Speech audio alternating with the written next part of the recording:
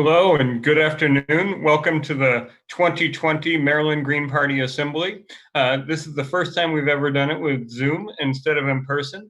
So there's a couple of housekeeping things that I want to make sure we know out front. First of all, questions can go into the Zoom chat or they can go into the Q&A section. If you're watching on Facebook or on YouTube, you can get into the Zoom and ask questions with the RSVP link that we will share in the chat and we can share in the comments. We will be doing this we will be going for about three and a half hours today, and we have a great panel of speakers. We have a lot of opportunity to look at what the vision of the Green Party is going to be going into the 2020 election cycle.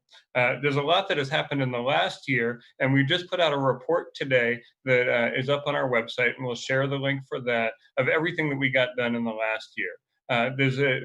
We've had a good year, and we have a really great opportunity to go forward and to make sure that coming into this 2020 election cycle, we're well prepared. But like everything else, the COVID crisis has put us in a precarious place. Our ballot access efforts are suspended and are tied up in court right now while we are trying to figure out whether we are going to be able to be on the ballot this year.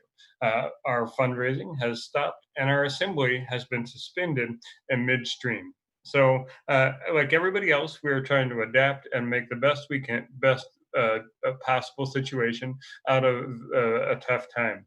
I think that the Green Party is in a great place right now as we look around the world and we see the discontent with the two-party system and with all of the people and with all of its failures during the capitalism crisis, during the racism crisis, during the climate crisis, and most recently during the COVID crisis. So today, what we're going to try to do is take care of a little Green Party business and then present to you a lot of members and speakers who are going to give you a vision of what we think this party can be going into the 2020. I'm Andy Ellis. I'm the outgoing chair of the Maryland Green Party, and I will be your host today as we go through this. And I'm excited to have all the people we have here. And on the line, Margaret Flowers, the co-chair of the Green Party of the United States, is joining us as a second host, and she will be introducing our keynote speakers, but she will also be managing some of the back end stuff, making sure everybody's able to get into the assembly, and making sure that the live streams on Facebook and YouTube are working well. So with that, the first thing on our agenda today is an announcement of our new officers. We have one of the pieces of business that we have to do every year at our Green Party Assembly is announce the officers who will be joining us for the next year. And so today, I'm happy to announce that our new co-chairs will be Tim Willard of Montgomery County, Virginia Rodino of Howard County. Our new membership directors will be Nyla Dawkins of Prince George's County and Steve Willett of Allegheny County. Our treasurer will be Brian Bittner from Baltimore City.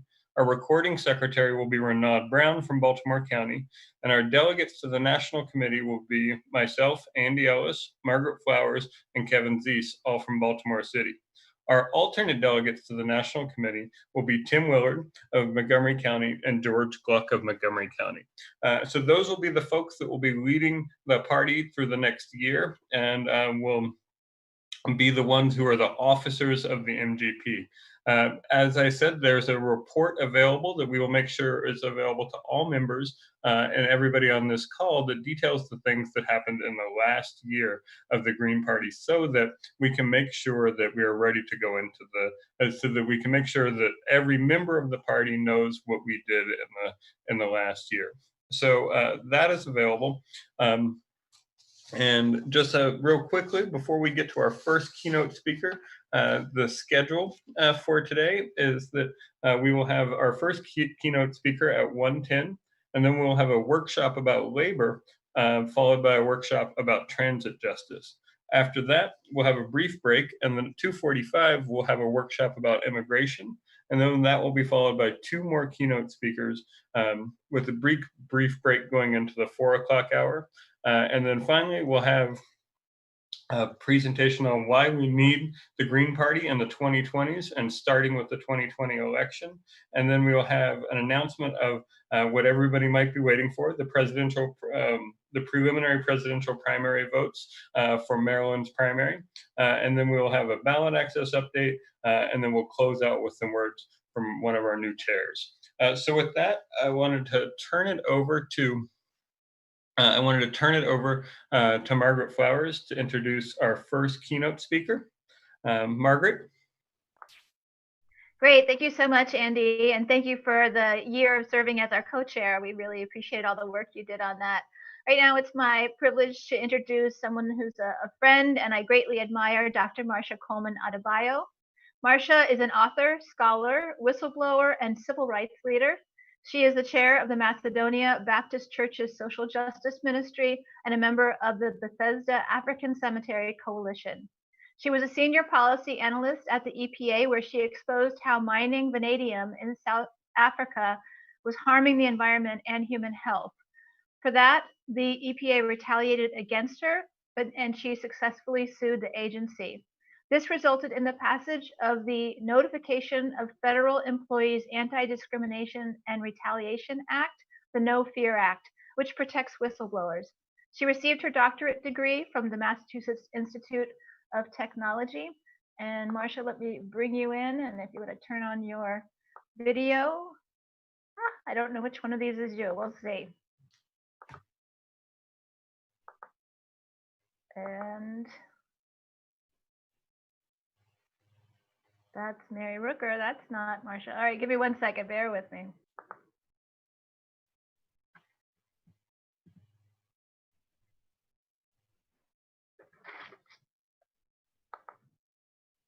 Okay, let's see if this one works.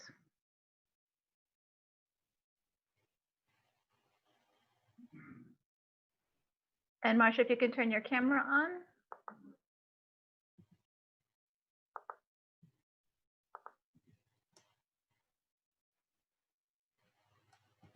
All right.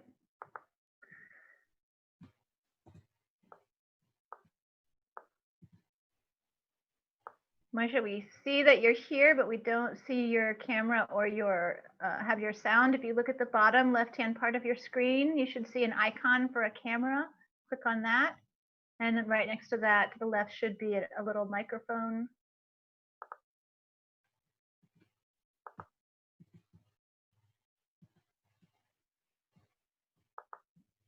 Let's see if I can make that happen.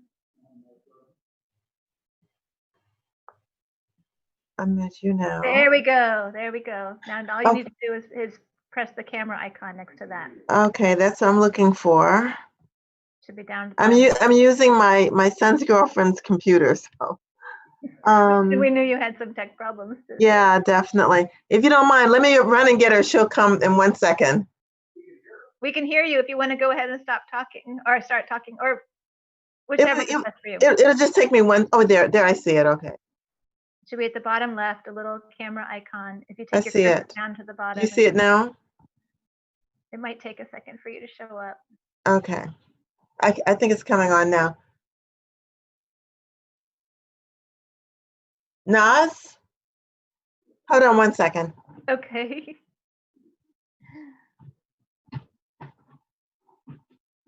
Naz? Apologize for the technical problems. Many of you may be familiar with Marsha. She spoke at our fundraiser in Baltimore in December and gave a really powerful presentation of the coalition that they created in Bethesda around an African-American cemetery that's buried there, which became a whole exciting story of discovery. And many okay. So they can hear me, but they can't see me. There we go. There we go. Thanks. Hi there. Are you ready for me to start? Absolutely. We are. Great. Well, first, let me start by thanking the Green Party for your participation in the Bethesda African Cemetery Coalition. As you know, we are affectionately known as BACC. And I'd like to just give an amazing thank you to Dr. Tim Willard, Nancy Wallace, Mary Rooker, and Margaret. You and Kevin, of course, participated in the first demonstration. that we had when we were exposing the fact that there was an African cemetery in Bethesda that the county was intent on covering up. So let me just thank all of you in the Green Party for your participation. The title of my talk today is 400 Years of White Supremacy is Enough. In fact, BACC is actually facing a crisis of white supremacy as I speak. I found out yesterday that a corporation is actually in the process of desecrating and excavating one of the oldest and most important African burial grounds in the United States. The burial ground is located in Bethesda, Maryland, and it is the site of horrific atrocities against African girls and men.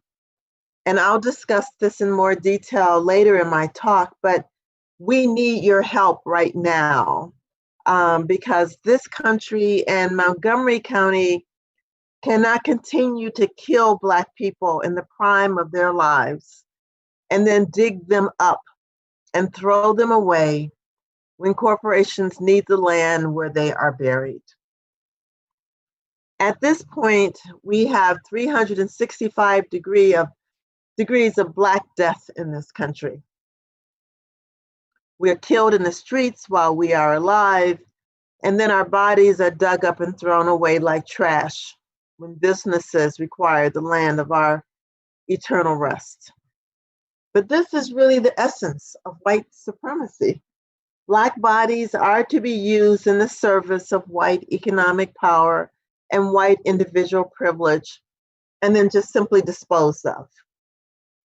So I ask you today, the Regional Green Party, to adopt the preservation and protection of Moses African Cemetery as a part of your platform of action, and to stop the state, police, and other actors from killing and destroying one more Black man, woman, or desecrating Moses African Cemetery.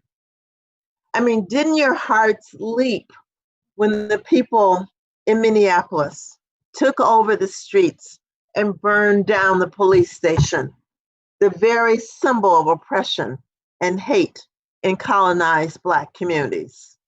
So this is our time. And hopefully it's not too late to include this proposal in your national platform as well. This week, the progressive community is deeply traumatized over the slaughter of innocent Black life and the determination of ruling elites in politics, media, and civil society to patch up a deprived, debased, and white supremacist system. For example, in Minneapolis, charging an officer with third-degree murder and manslaughter.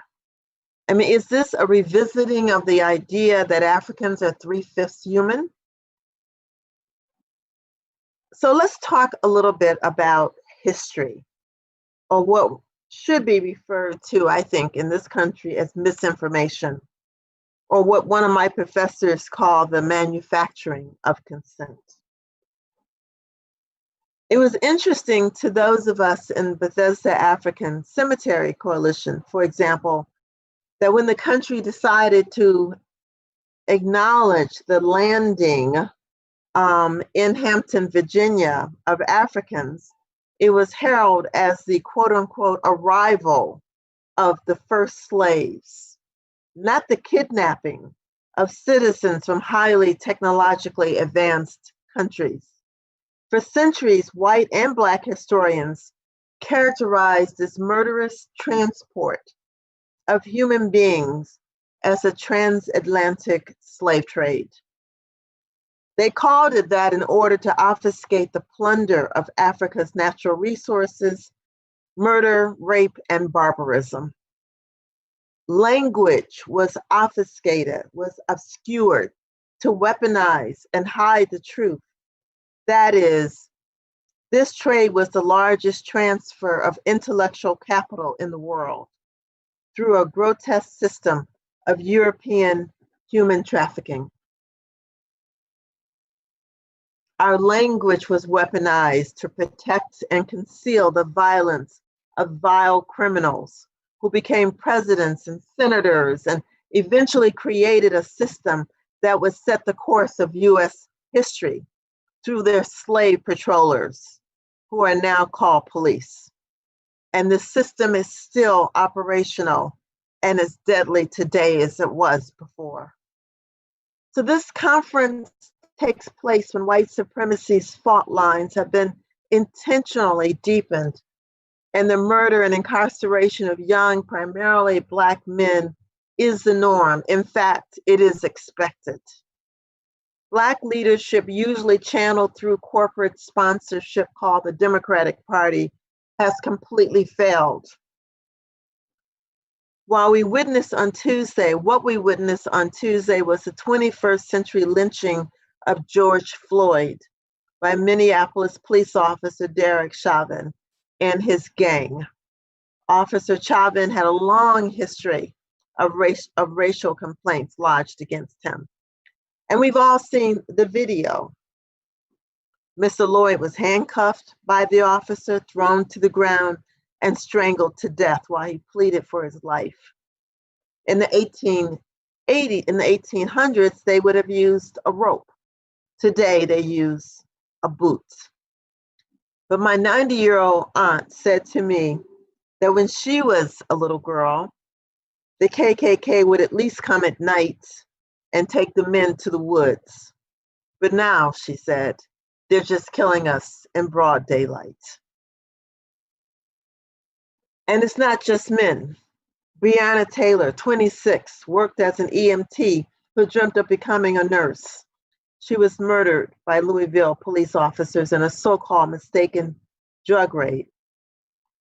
And Nita, I mentioned Ferguson and the death of Michael Brown. The genesis of this uncontrollable white supremacy capitalism starts in Hampton, Virginia, and slowly snakes its way to Bethesda, Maryland. Some of the bodies that today are being excavated and desecrated as I speak and thrown away are located in Moses African Cemetery. They were some of the first victims of this vicious white supremacist capitalist system. So one is left asking the question, what is the difference in terms of how Black life is valued between 1619 and 2020? On May 7th, a young 30-year-old Eritrean named Finau Haile Berhe was murdered in Montgomery County, namely Silver Spring. And unfortunately, his murder did not receive the same amount of media attention as George Floyd, but he certainly deserved the attention and the same level of outrage. Mr. Berhe had just been fired from his job due to COVID layoffs. He was despondent and depressed. Someone called the police and told them that Finan had a knife in his hand. Instead of treating this emergency as a medical emergency and de-escalating the situation, the policeman jumps out of his car, gun in hand, barking orders. And in about 3 minutes later, Mr. Berhe was shot to death in front of his home. This is in Silver Spring, Maryland. Alternatively, in Michigan, Arizona, white supremacists with rifles in hand, not wearing face masks, shout in the faces of police without fear of retribution, helping to bring justice in the case of Mr. Berhe is another area where the Green Party could provide leadership and support to the movement. Amy Cooper, walking her dog without the required leash in Central Park, alleged that a Black man, Christopher Cooper, no relation, attacked her and her dog. One would have thought she was auditioning for an Academy Award with the amount of hysterics displayed in verbalizing what this Black man was going to do to her and her dog. But Amy tapped into the barbaric veins of white supremacy that was responsible for the torture and savage murder of Emmett Till, a 14-year-old boy who was tortured and lynched in Mississippi in 1955 after being accused of offending a white woman in her family's grocery store. Or what about the 1923 Rosewood race riot because a white woman said that a Black man had attacked her? Amy was simply acting out her historic white female privilege role, which resulted in filing a false police report, but more importantly, it could have resulted in the death of Christian Cooper. So it's not only the police that also act on the level of white privilege that must be taken on. I would urge the Green Party, SBACC, and the Black Agenda Report will do next week to call for the immediate charging and arrest of Amy Cooper. Structural white supremacy has always undervalued Black humanity. Recently, President Trump's White House economic advisor, Kevin Hassett, called present-day American workers human capital stock, a dehumanizing term used to describe kidnapped Africans. This devaluation has fostered a kind of sickness and barbaric treatment towards Black people. And the question is, how will the Green Party and other progressive movements respond to this period of history, confront their privilege, and fight to dismantle white supremacist structures? And how do we become a mass movement in the process? This is the reason why we decided to focus in on Moses African Cemetery as a struggle, because this struggle has helped us deconstruct the genesis of white supremacy.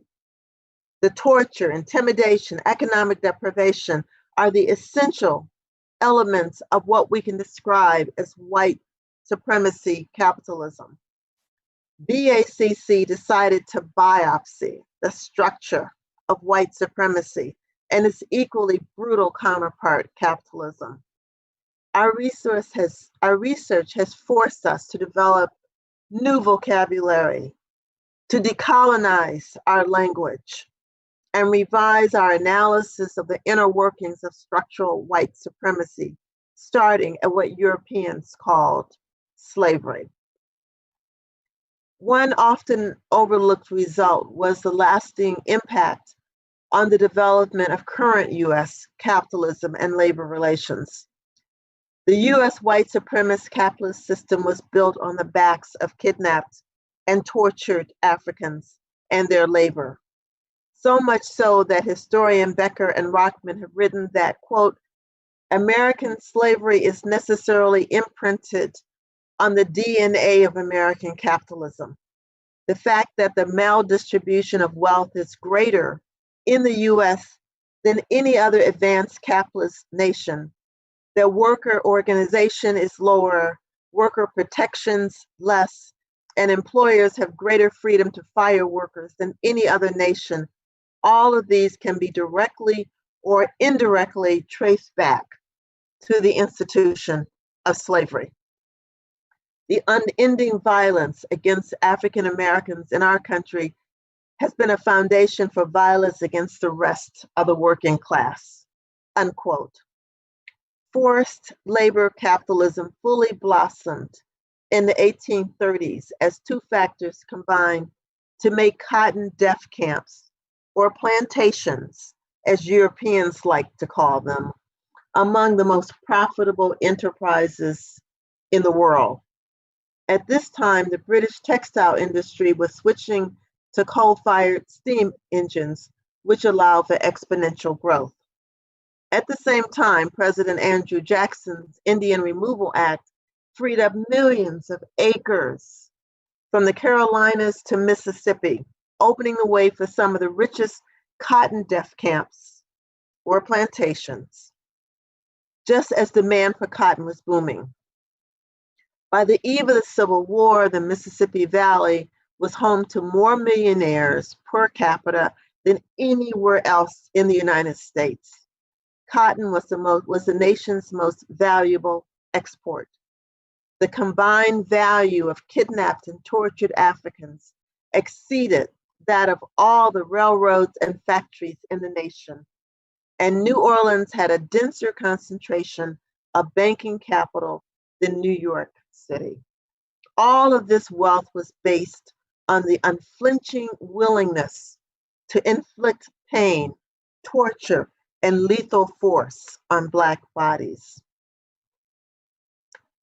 As the cotton industry grew in the 1830s, European terrorists, or as they like to be called, plantation owners, and their bankers constructed surprisingly modern financial instruments to provide the capital for rapid growth. In the 1830s, powerful Southern terrorists, or plantation owners, wanted to import capital into their state so they could buy more kidnapped Africans.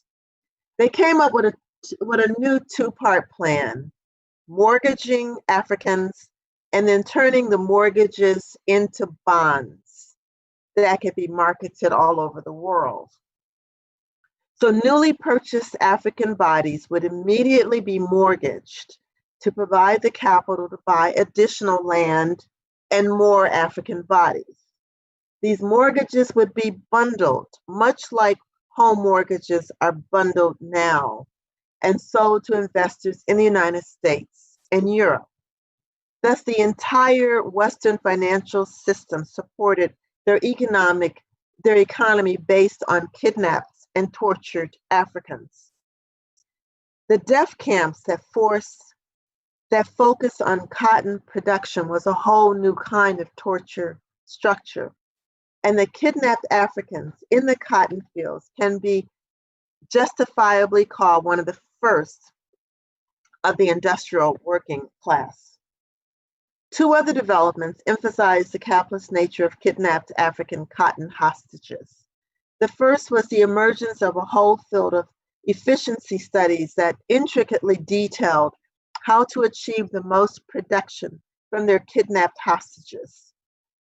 Edward Baptiste details this in his book, The Half Has Never Been Told, the role of the threat of torture and torture itself in advancing high production yields. And torture and rape leading to breeding was very profitable. However, once torture was diminished after the Civil War, cotton productivity never returned to its pre-war levels. The second scientific analysis of the death camp plantation system involved the profitability of maximizing female birth rates. All kidnapped African bodies were a capital asset, or what Trump officials call human capital stock, that could be turned into immediate monetary wealth by taking out mortgages with their Black bodies as collateral. Thomas Jefferson made intricate calculations on the maximum efficient fertility rates for kidnapped African women and the annual capital gain he could expect. Jefferson is known to promote African sexual trafficking as an economic strategy in combination with rationalized obsession with pedophilia by having several children with kidnapped African women, including 16-year-old Sally Hemings. Both enforce African female sexual violence and breeding. Sexual deprivation was integral to the supply of Black bodies required by the booming cotton textile industry. In our work researching the African American community on River Road in Bethesda, we have documented the abuse of African girls and the capitalization of Black bodies. As the cotton boom began in the 1830s, northern African kidnapping states like Maryland and Virginia became the primary exporting states of Black bodies. Euro-American human labor and sex trafficking often commented that the best kidnapped Africans came from Maryland and Virginia. Charles Ball, kidnapped and confined in Maryland, was sold to a cotton death camp owner. that commented that pregnant women would bring the most interest. At his auction, a buyer walked along the line saying that he wanted a couple of breeding winches and would give as much for them as they would bring in Georgia. Ball's master pointed out, quote, that he claimed that the best breeding winches were in Maryland and Virginia. There was one that was 22 that he sold and the other 19. The first was already the mother of 7 children and the other was the mother of 4. The community, we believe that one of the reasons why Montgomery County has gone to such length to silence us is because this is information that they do not want to become public and to spoil their title as a progressive county. But history and the dignity of these girls demand that we tell their stories. By the way, we also believe that Macedonia Baptist Church, which is where Margaret and Kevin, where we started our demonstration that day, we believe now that that church, in fact, was used as a station on the Underground Railroad. The community cemetery, which in the 20th century would become Moses Cemetery, contains the bodies of African citizens from the kingdoms that we now know as Ghana, Mali, Nigeria, Cameroon, and other West and Central African countries. And these are the people who lived through these horrors. Their individual stories have been buried, just like the centuries-old African American community that once lived in Bethesda. And if it were not for BACC and members of the Green Party and other progressive organizations, a parking garage would have been built over their bodies. The county, in collaboration with corporations, have spent years attempting to cover up this history. Yesterday, as I mentioned earlier, I visited Moses Cemetery and found out that during the period of self-quarantine, the corporation has started to desecrate a portion of Moses African Cemetery. This corporation used the shock of the pandemic and our inability to monitor this area to continue the desecration of Black bodies. So not only are Black bodies being desecrated that are alive, but also our ancestors are not allowed to rest in peace. And this provides the 400-year-old intergenerational link to the notion that Black lives or deaths do not matter. This is another attempt to cover up the history of white supremacy capitalism, and we need your help. Our challenge as activists is to figure out creatively how to organize in the era of a pandemic.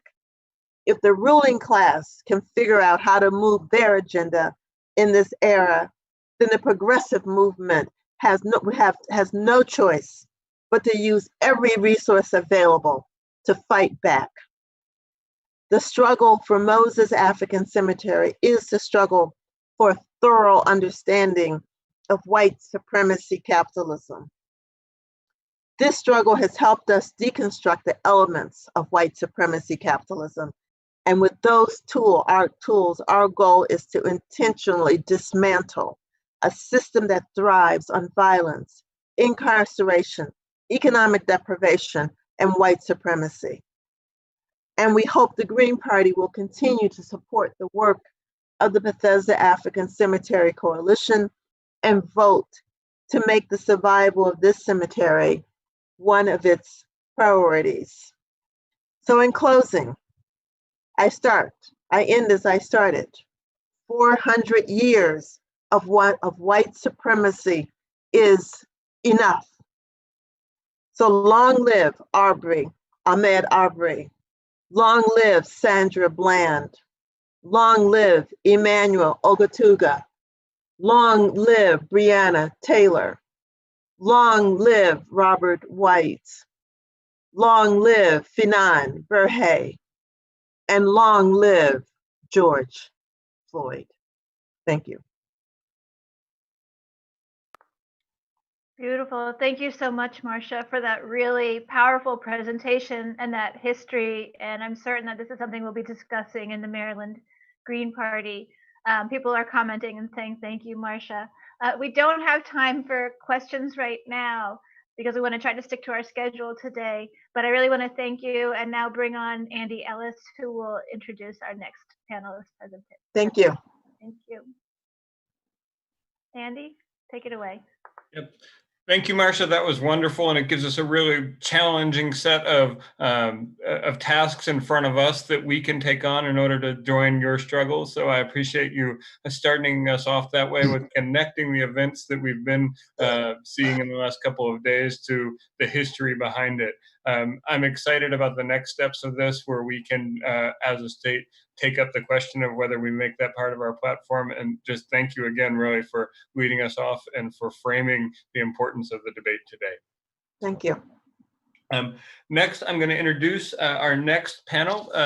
And this is going to be a panel on labor in the time of Trump and in the time of COVID, and how Greens can cut through what has typically been a Democratic stronghold on labor organizing.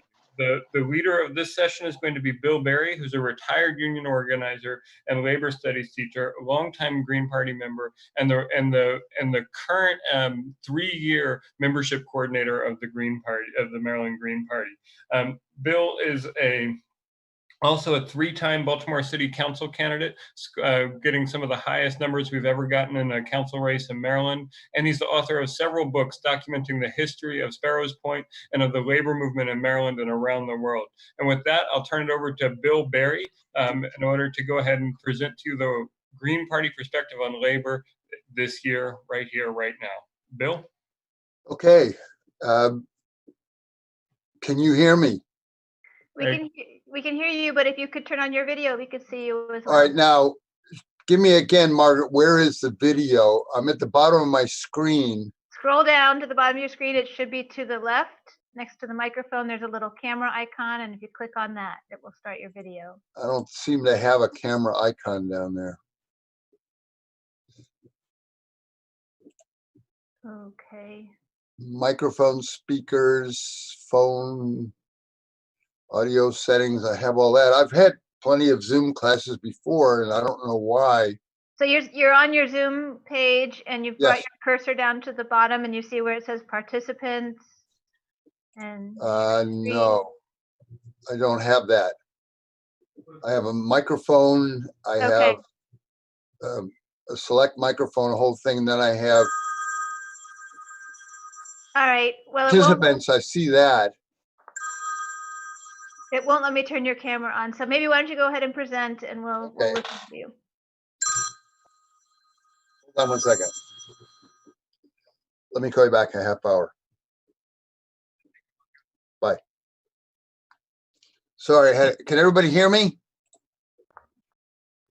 Yes, we can hear you. Okay. Well, I want to be brief. It's a tough act to follow that Marsha gave. Whenever I talk to people, oh, wait a minute now. There we are. There we go. Somehow the host asked me. So real briefly, we are at a really important time. If you've ever heard me talk at public events, I always say that each of us has to participate. Scholarly stuff and discussions are great, but you have to participate in 3 areas. One of them is in your community, and we're certainly seeing a lot of that. I'm doing a lot of walking around my neighborhood, meeting neighbors, being part of the community association, trying to take issues there. And it's a totally random kind of example because people are living in your neighborhood whom you may not know. And reaching out to them about progressive issues and about third-party politics is so important. The second place that you can be involved, obviously, is in independent political action. And we've seen the failures of the 2 parties. We are crushed in Baltimore City by one-party rule. And going through it again this year, unfortunately, we may not be able to have ballot access. But I also stress to people that in their workplaces, and what we're seeing is in the last 2 months, an enormous change. There are more than 220 wildcat strikes. Workers just pissed off, and they're worried about their safety and health conditions. They're worried about their wages. They're worried about losing their unemployment insurance, their health insurance. And so each of us needs to participate in those areas. A lot of people have very odd work relationships. I saw a story in the paper this morning. Google is now sending out announcements to people that they talked about hiring, but they were going to hire them as contractors. They have 130,000 contractors. These are people without legal employment status and obviously no benefits or rights at work.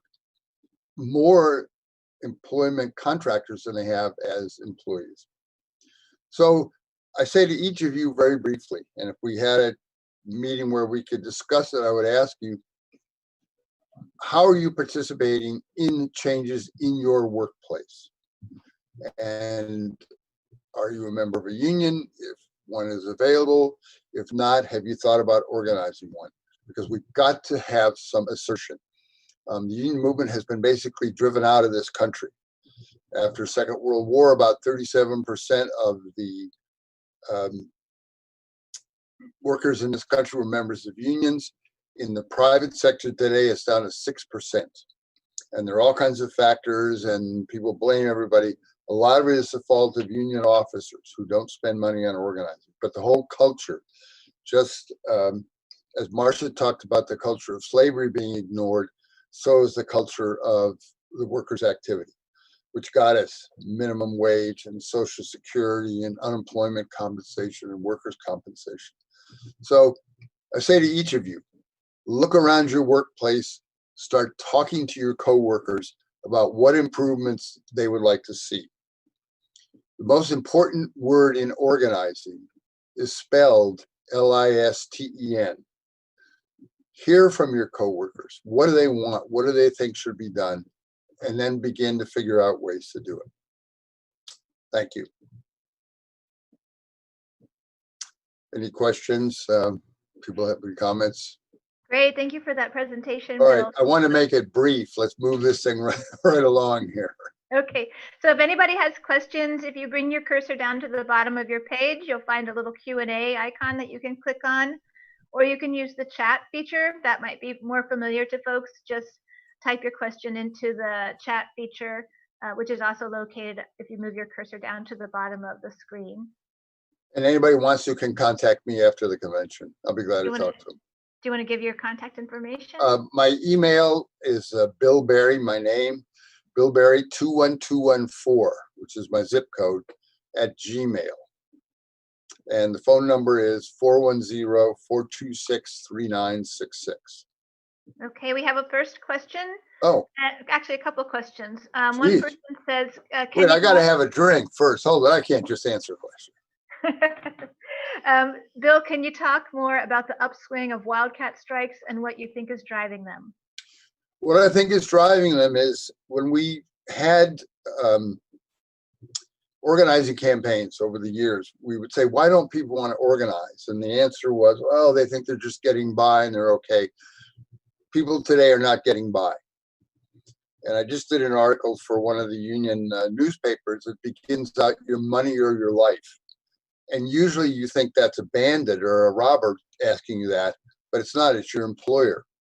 And so it's gotten to the point where people really figure that they are risking their lives to go to work and are now angry about it. They're angry about what they're paid. They're angry about the threats.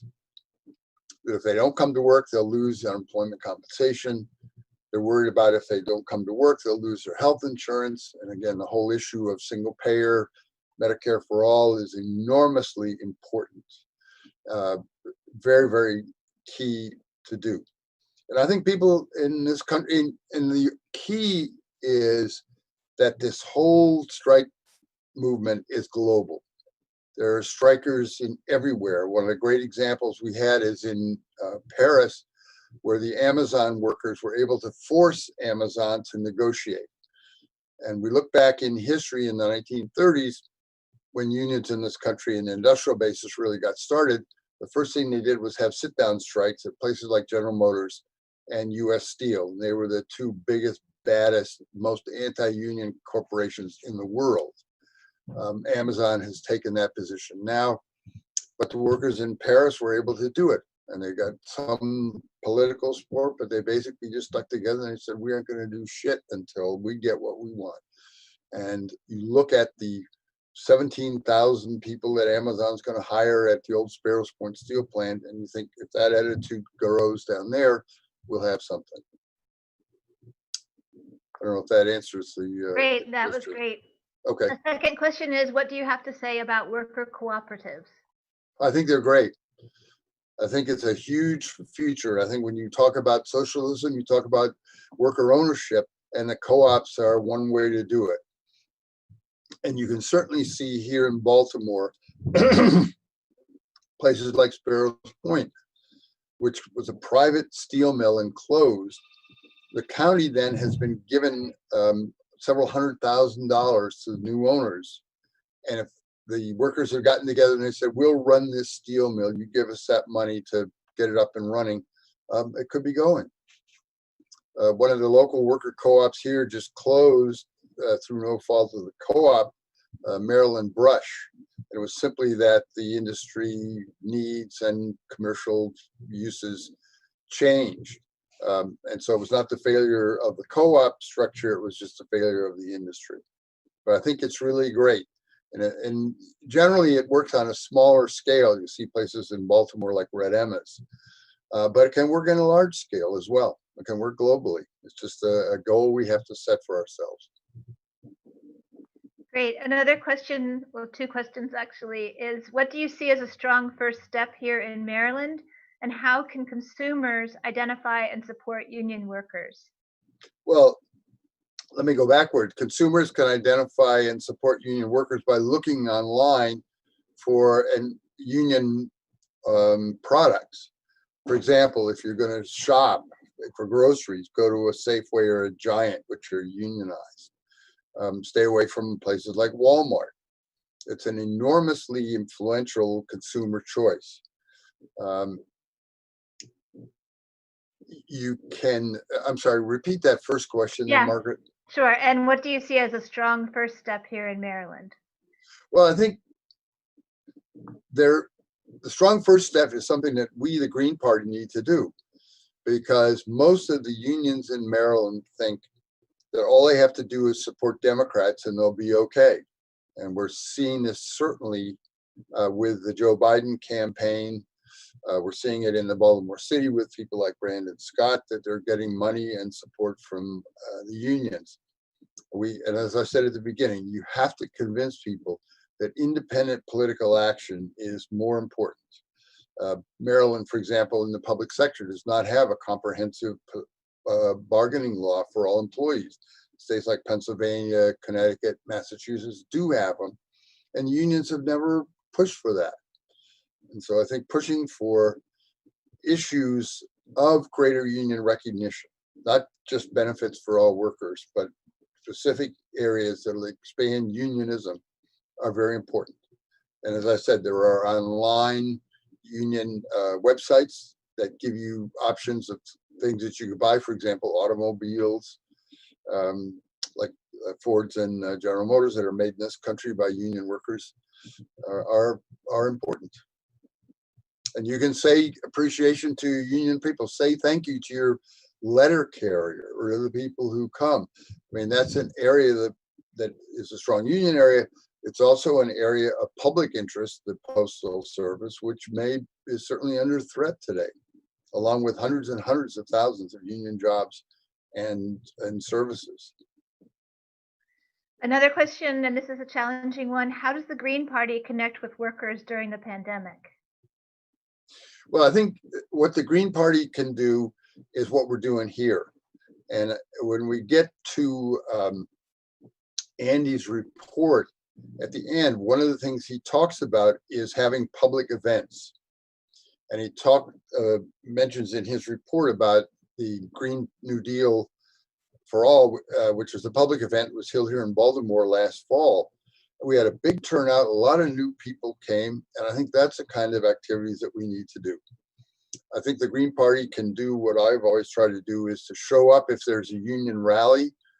I saw a priest the other day from one of the parishes here in Northeast Baltimore City, and I don't remember his name, I always call him Jailbird, because we got arrested together down in Annapolis several years ago, sitting in Annapolis for the hotel workers.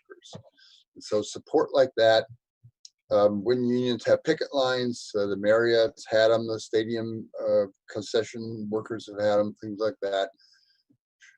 And we need to go, not as individuals, which is so important, but with the Green Party banner, with our Green Party buttons, with our Green Party t-shirts, because you don't see the Democratic politicians and hangers-on at those events.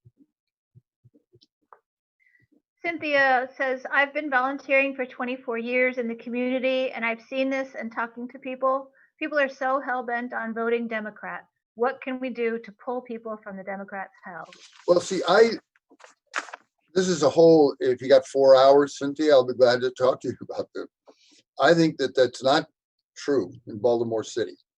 And I think what you find, as I said, when I ran, and it's a little bit older in time, I ran as Howard Beale. And if you've ever seen the movie Network, you'll know Howard Beale, who stands up and says, I'm mad as hell, I'm not going to take it anymore.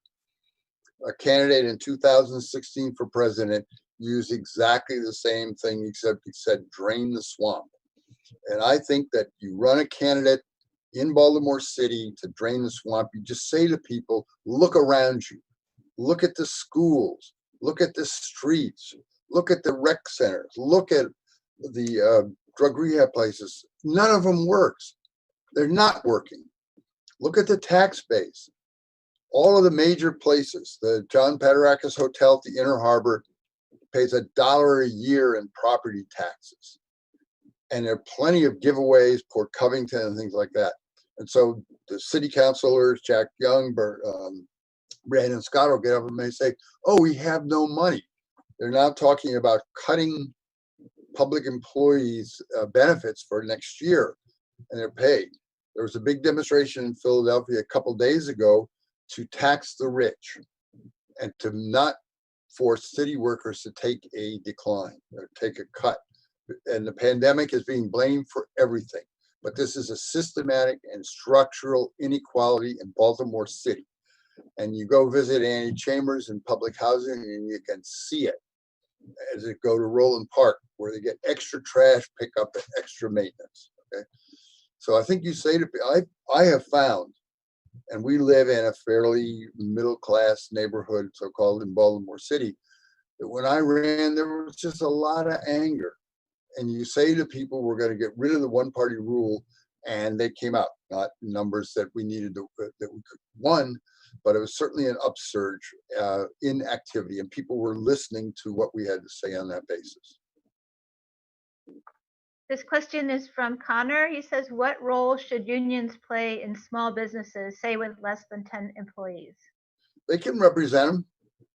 You know, everybody who works for a place has a problem, and it's not just economic. It's that your boss has total authority over you.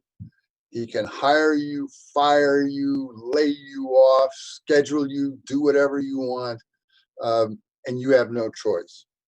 And we're certainly seeing that in a lot of small businesses where they will say, hey, I'll call you Tuesday morning if I need you, which means you can't do anything else until you hear at the absolute last minute whether you need to go to work.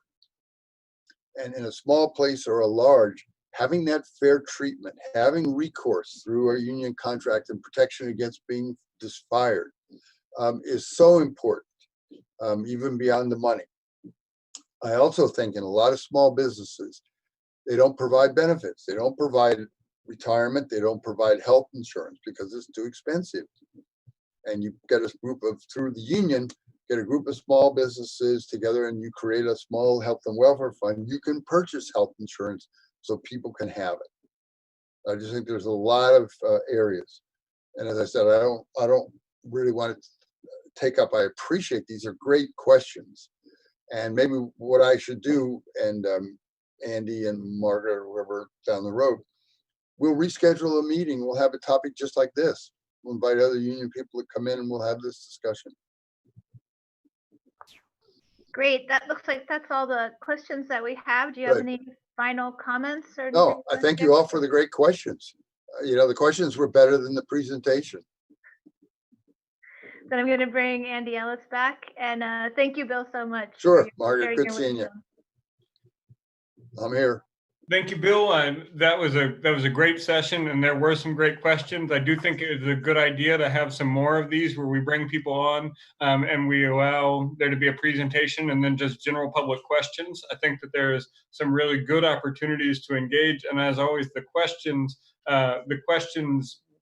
get to the root of what people are feeling about it, and I think they're a great way for us to understand. Thank you again, Bill.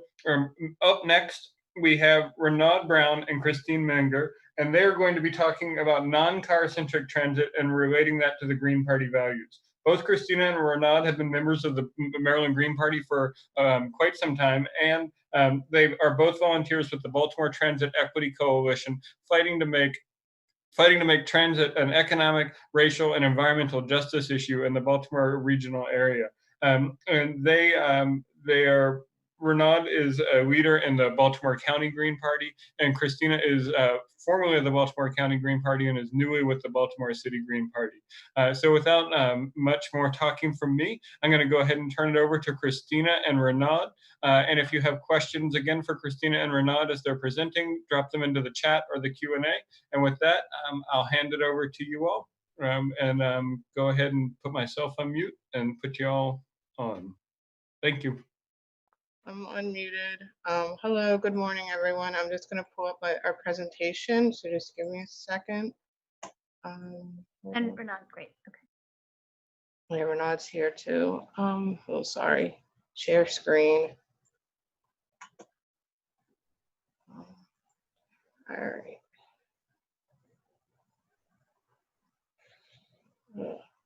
Beautiful screen.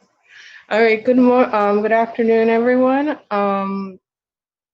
So as Andy said, I'm from Baltimore City. I'm pretty much car-centric. And I've had some periods where I have been transit dependent, but very short periods in my life. And Renaud Brown currently lives in Baltimore County, and he's a public transit dependent. And we're going to talk about some car-centric, non-car-centric transit in Maryland, with emphasis on Baltimore City and Baltimore County, and how those modes of transit align with green values. And we're going to finish up with some solutions, action steps, and a link to resources. So what are we talking about with What are we talking about when we're talking about car-centric transit? We're talking about like walking, bus, light rail, train, public transit, such as light rail, bus, train. And where are we now in Maryland? I find when I do take public transit or I'm out walking, I do live in a walkable neighborhood now, so I don't take much public transit, but particularly with the pandemic, I've been doing a lot more walking. I only use my car once a week or once every other week these days. Streets and drivers are not pedestrian friendly in many cases. There's some bicycle lanes, but not enough, and I wouldn't feel safe riding my bicycle in the city. Plenty of people do it, but I find that car drivers aren't very conscious of the bicyclists. There's a few street calming initiatives. Definitely the one on Hartford Road over in Andy's neighborhood. And I see some other places too. Even in my neighborhood, which is Highland Town, I'm starting to see some being put in. Public transit decisions are made at the state level, at least for the city, or actually all public transit decisions, I believe, are at the state level. They all fall under the MTA. We do have at least one regional transit authority, I think closer in Southern Maryland or down by DC. We don't have one in the Baltimore region, which is something that Baltimore Transit Equity Coalition is actually working on, trying to put in so that we are making decisions at the local level and the state is not making the decisions for us. And public transit is in general just disconnected, inequitable, and generally unreliable based on us talking to transit riders. And Maryland is very car-centric, which we can see by how much money Hogan, or even governors, Democratic governors prior to Hogan, have put into roads. 95, and I know 95 is federal, but still, it's a lot of money going into roads and stuff like that. So this is what the public transit, this is a detailed, this is what the basically our public transit situation looks like in Maryland. This is a map of much of the public transit available surrounding Baltimore and DC. This is actually a view of the Southern Maryland Rapid Transit, which is south of DC in Prince George's and Charles County, which I actually didn't know existed until I saw this map a couple weeks ago. And then this right here, this map basically illustrates the major public transit lines. These are all rail lines around Baltimore and DC. So these include like the MARC train line, the light rail that travels from Hunt Valley to Glen Burnie or BWI, the Baltimore subway, the Purple line currently being built outside DC, and the proposed Red line, which was canceled by Hogan. And the date of this map is about circa October 2016. So we're going to just take a few minutes, and Renaud and I are going to sort of talk about, let me get my, if I can get my chat box up. I don't know if I can.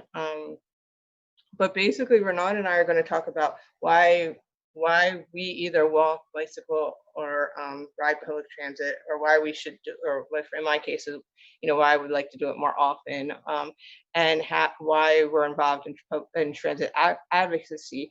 If there's anyone out there attending this assembly and would like to answer these questions so that we have a little bit of dialogue, you can just enter your responses in the chat box.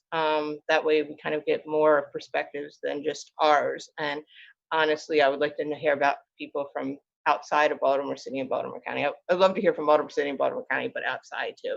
So I've only been transit dependent for short periods of time in my life. For a few months out in LA, I didn't have a car. I lived out there for a few years, but there's a few months I didn't have a car. I lived in New York City for 2 years. In the summer between the 2 years I lived in New York City, I was in Atlanta for 10 weeks. And that was interesting, being in Atlanta without a car. I did a lot of walking that summer. And so despite the challenges of, transit not showing up on time, or not having the connections where you need the connections, or not having public transit where you need public transit. Like I said, in Atlanta, I did a lot of walking. What I really liked about public transit and walking is connecting with the community, meeting and talking to strangers, and actually making the connections, even if you're only making those connections temporarily, like getting on public transit and talking to people. And I'm not an extremely outgoing person. I can be shy at times, but like, you eventually just sort of connect with people via public transit. And what I also found, that walking and taking public transit, even public transit not being on time, can cause a lot of stress to people. So you do have that element of stress, but I found that the walking in between, or just being on my feet, I actually was significantly less stressful to my lifestyle than driving my car every day. And I believe with a robust, equitable transit system, we'll actually increase our freedom and mobility. And I just think that, if we had, and we were all taking public transit, it would just be better for our lifestyles too. And what I'm doing for transit advocacy right now is I'm currently volunteering with Baltimore Transit Equity Coalition. So anything, Renaud? And I'll see if I can find the chat box while you're doing that. Renaud? Yeah. Gary? Yep, we can hear you, or I can hear you. Well, I guess I've been transit dependent actually since I was 11 years old. I found bus stop was right across the street from where we lived at the time, and ever since I've been I had a car for 11 days when I was an undergrad at Shenandoah University. And unfortunately, my car got totaled, but I'm just thankful that I'm here, that I can tell and speak about transit and advocate for transit. Um, I do actually, um, in the midst of this pandemic, I've been actually walking more so than I normally do. I've been getting on the Mark. The Mark train has been free. I've been getting on the Mark, going to DC, walking about 5 miles a day. I have my pedometer on my phone. It's really awesome to see how many steps um, but yeah, I've had no major issues taking public transportation. It can be frustrating at times. Um, in the years, I don't ever recall a bus breaking down. Might have a bus cut off on me, but breaking down never happened for me, at least. Um, so that's my transit story. I would welcome. I think there was. You're going out a little bit. That's my You're transit story. We can go to the chat box as a question. Yeah. Okay, so we have one person in the chat box that says, Connor says that in St. Mary's County, our public transit system is under-resourced, causing it to be unreliable for the people who need it and inconvenient uh, for who don't depend on it. As a rural county, walking or biking just isn't always practical. Um, Virginia says, do you have suggestions to solve the negative cycle of low ridership and infrequent routes? So let's see. Do you have any so can Virginia will answer questions at the end. Does anyone else have any other? We have a few more slides. Does anyone else have any other transit stories about like their experience with transit? You can also share them as we go on, and we can share those at the end too. So we'll continue and we'll pick up with questions and any other stories at the end. So what I wanted to go now is, because part of this presentation was supposed is connecting us to like why as a Green Party is non-car centric transit. So I often talk about public transit, but I really think that walking and bicycling and anything else that we might come up with or create are part of this non-car centric ecological Green Party type of thing. So one of the values for the Green Party, and the quotes that on the next few slides come from the Maryland Green Party site, is ecological sustainability.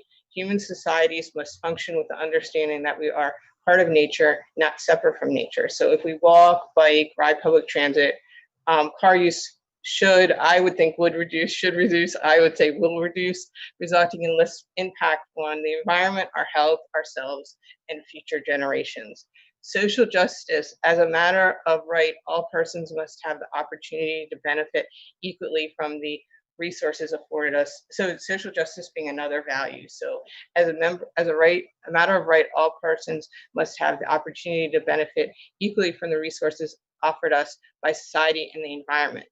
With increased infrastructure for walking, bicycling, and public transit, all persons will be able to travel where they want, when they want, and acquire and partake in resources necessary for survival and thriving, I believe.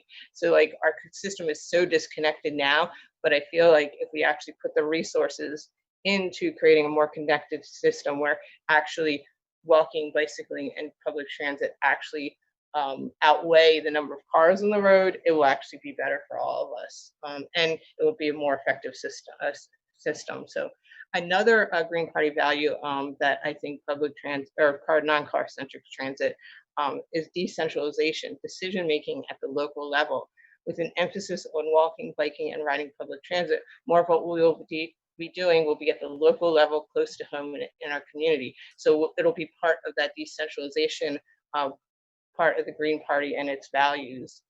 Remember, centralization of wealth, power contributes to social and economic justice, environmental destruction, and militarization. The last Green Party value that I saw that was related to what we're talking about today is economic justice and community-based economics. With local decision-making and decentralization and walking, bicycling, and riding public transit, money and resources stay closer to home and they stay in the community. So, and walking, bicycling, and riding public transit promotes the energy efficient economy. Our economy should reflect and respect the diverse and delicate ecosystems of our planet. Now for the next few slides, Renard will continue. Thank you. Okay, possible solutions. Creating a regional transit authority where the people make decisions locally, decentralized. So we have an example of that would be WMATA in the DC, Maryland, and Virginia area. No fare transit,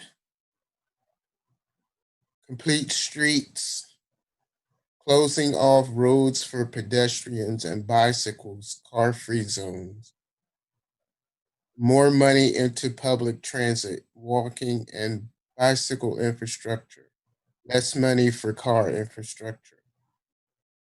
More people take the bus, more people walk. Transform the way we travel and others' perceptions for taking the bus and walking. Currently during COVID-19, on May 18th, Baltimore City Council passed a bill for at least 25 miles of Baltimore streets to be opened up to pedestrians and cyclists and closed to cars across the city. On May 21st, Mayor Young reduced traffic around Patterson Park. Previously, traffic modifications around Druid Hill Park and Lake Montebello. Part of an international movement, Slow Streets.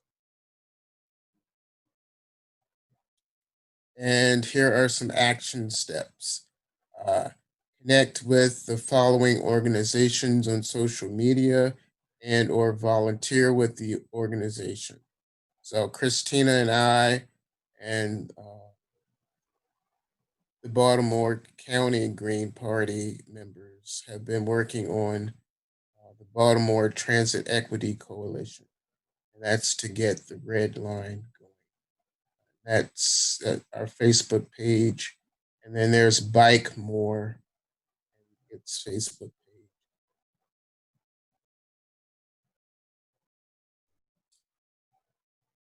Commit to bicycling or walking to work or to the store once a week, once a month. Commit to taking public transportation once a week, once a month. Talk to and connect with transit riders. Easy to do when taking public transit. Join your city, county, or other local transit or related city planning board to advocate for public transit, pedestrian-friendly communities, and safe biking. Right. Thank you. So this is these are our email addresses if you have questions. I'm going to put the resources link when we go back after our presentation. I'll put it in the chat box so all attendees and panelists can see the resource list. And there's also a link in the resource list to this presentation or this PowerPoint if you want to see it. So I think we still have time, right, Margaret, for some questions? You do, and there are some questions in the Q&A as well as in the chat. Do you want me to read those for you, or what? I think I got it. Thank you. I figured it out. Thanks. So Connor, Renaud wrote in the chat box, Connor, I believe electric scooters, which we have not mentioned, would be helpful in Southern Maryland. Yes. We have lots of questions. So I'm going to answer Andy's real fast, and then I'll go back to Virginia's question. Andy's question is, can you talk more about the ballot, BTEC ballot initiative and how we can support it? So Baltimore Transit Equity Coalition currently has a ballot initiative in Baltimore City to create a regional transit authority.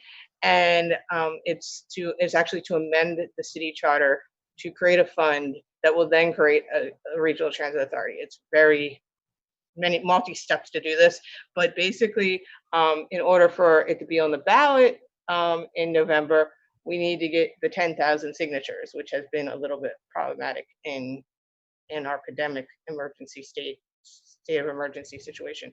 So so I'm going to put on that resource list that I'll give you the link to in the chat box. There will be a link. I don't think I put it in there yet, but there will be I will add a link to the Baltimore, to our electronic petitioning signature thing so that you can sign it, so that that will be what you will then be one of our 10,000 signatures that we need in order to get on the ballot in November. And you have to be a Baltimore City resident. The other way that you'll also get it is if you go through, Green Party has their electronic petitioning that they're rolling out too. And when you sign up there on theirs, for the Green Party, you'll also see, you'll also have the option of signing Baltimore for BTEC's ballot initiative. Does that answer the question, Andy? Okay. If you have any more questions about, if you have any more questions about that, I'll put, also, I don't know if I put our email addresses in the resource list. I'll make sure I do that. And then, and that's actually a Google Doc, so I can keep updating that as we go. Virginia Smith's question is, do you have any suggestions to solve the negative cycle of low ridership and infrequent routes? I think a regional transit authority would help with that, because it would bring control back to, decentralize it away from the state and bring control back to local people and to the riders. Renaud, do you have any responses to this question? Because you're a rider.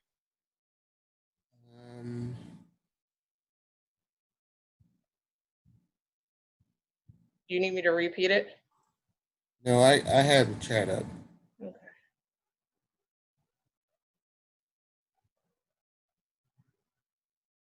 Yeah, I think, WMATA is, in its fiscal plan, has a lot of transit options like passes and things to increase their ridership. So if the MTA did that, I think, I don't know how helpful that is, but.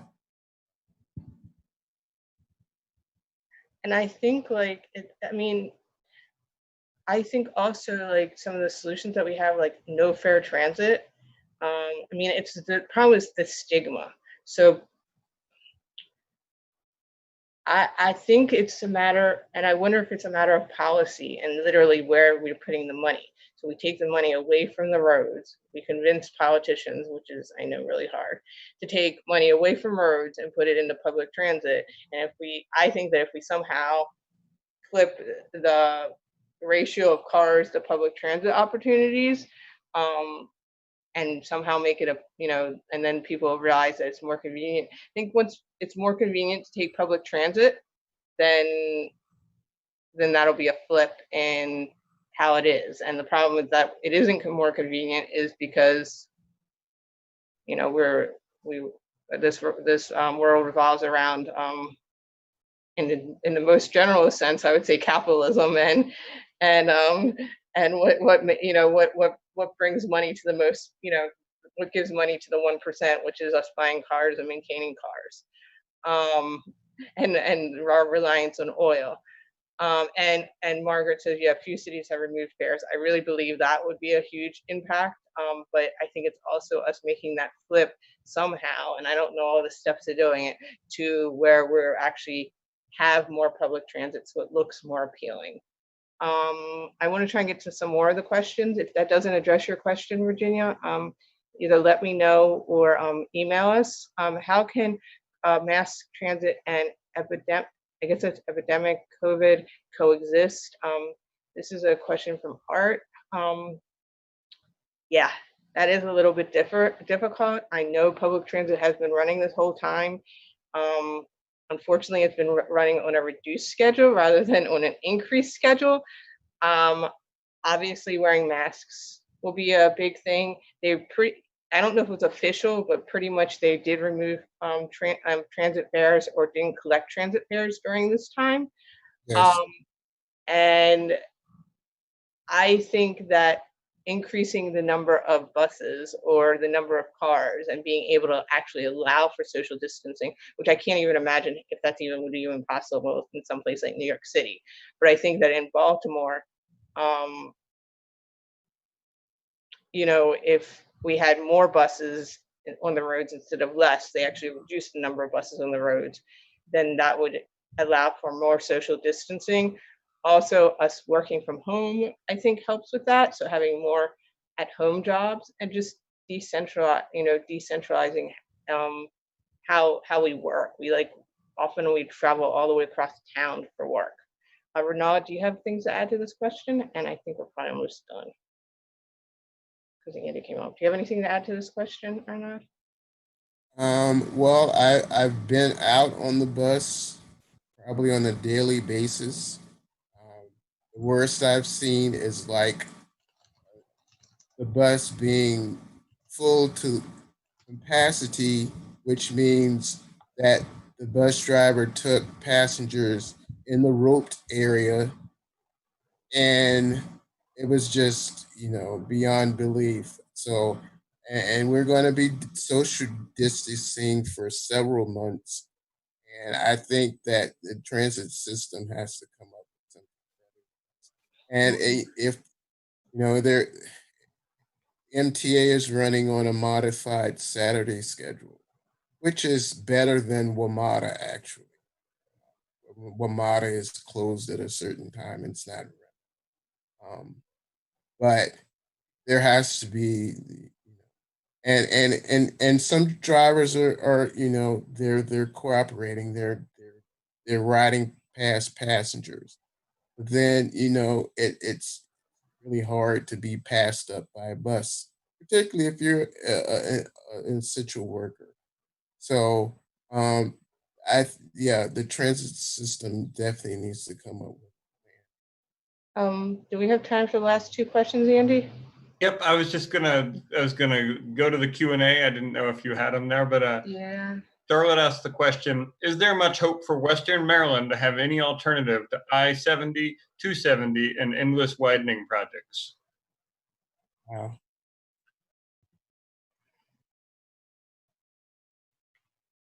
Well, do you have thoughts? I could express thoughts. I don't know if they're great thoughts. Do you have thoughts, Renaud? You go ahead while I think. All right. I mean, I think that obviously, as I think someone else, maybe Connor pointed out earlier, rural is difficult. Um, I think it is going back to something that I mentioned earlier, which is us pressuring politicians to stop using monies on roads. And I don't see why we can't have. I mean, you probably would still have to maybe use cars in some senses out in Western Maryland, maybe. But if we had more like rail systems out there that maybe don't go. I mean, I guess I'm not that familiar with the different areas.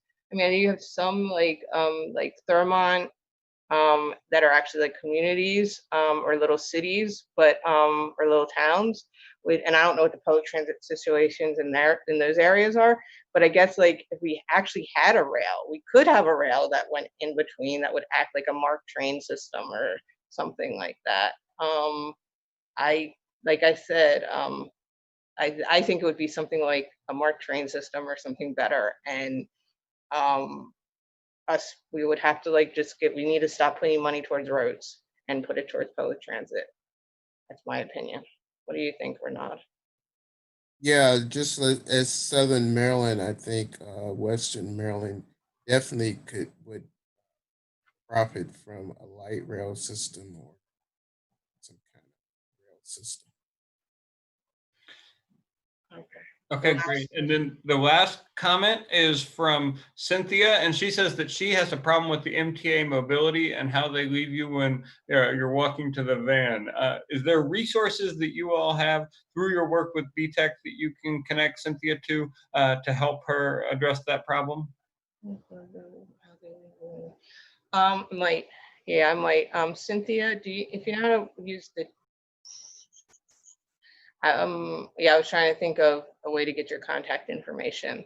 I don't know if it would be more convenient to email you um, or I'm going to put my email here, and if you want to email me, so, or if you can figure out how to send a message to the panelists in the chat box, you could put your email there. And we can get back to you. You might not feel comfortable giving it to everyone in the chat box, but you could probably do just the panelists, and I'll try and pick that up.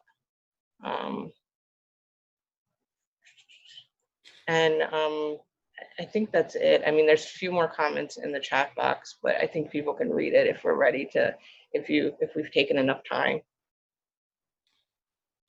Well, thank you, Renata and Christina. Transit is going to be, I think, a huge area of the Greens to be able to make an argument in the next couple of years, because it is essential to a Green New Deal that we move away from cars and build more public transit. And it is essential to environmental, economic, and racial justice that we have an equitable transit system that can allow people to get to jobs, to get to school, to get to work, and to get to the places where they need to be. And so I think I appreciate you all doing the on-the-ground work with the Baltimore Transit Equity Coalition, talking to the riders and representing the Green Party while doing that. And I appreciate the perspectives that you brought here today. And I look forward to the next year where the Maryland Green Party can come up with a transit plan that really speaks from the riders to the needs of the people in power. And I think that it is a great opportunity to demonstrate what eco-socialism looks like by concentrating power in the hands of those most affected, and by creating democratic systems like regional transit authorities that allow riders, drivers, union members, and all sorts of people who are directly affected by the system to have a say in the system. So thank you for introducing this topic today, and I hope it to be a conversation that we can spend a lot more time in the Maryland and the Green parties across the state coming up with answers that really speak to the needs of the people on this very essential public service. So at this point, we are at 2:27, and we have a break scheduled at 2:35. I wanted to touch on a couple of things that came out of the first two sessions. First of all, Margaret, can you stop the screen share? Yeah, I got it. Okay, great. First of all, I have some buttons here, as we were talking about earlier, about making sure that we have things to wear. I have a stack of these that I ordered from somebody off the internet, but we can also make our own. I have a good button design for some of these, and I think they're good for us to be able to reach out to people this year. I also have a Green Party T-shirt on here. I saw that Art talked in the chat about us not having good merchandise recently and not seeing a Green Party T-shirt in quite some time. And I hope that during the course of this year, we can make enough money, or we can bring in enough money as a party to be able to have some good labor-friendly and eco-friendly T-shirts out there, so people can understand and see greens out in the community. I also think that both, all the presentations we've had so far speak to a need for us to continue to do more work like this, to talk to the people who are directly doing the work out in the community and make sure that they're helping to inform our policy positions. And I'll be talking to folks after this. Once I'm done being the co-chair of the party, I'd love to see if we can figure out a way to organize more of those sessions where our membership can talk to folks that are doing the work, ask the questions, and come together in order to do as Bill Barry said, listen to the people who have the experience and the questions that drive them. And then I guess with that, I'm going to take us away to our break. Let's take 10 minutes. That should give folks a chance to take a bathroom break, get some water, or do whatever you need to do. And we'll come back at 2:40. I will stay here and be happy to answer any questions people may have about the yearly report or anything else that came out. But otherwise, we'll see you back here at 2:40. And when we do that, we will talk about immigration with Owen Andrews and Franca Mueller-Paz. Thank you.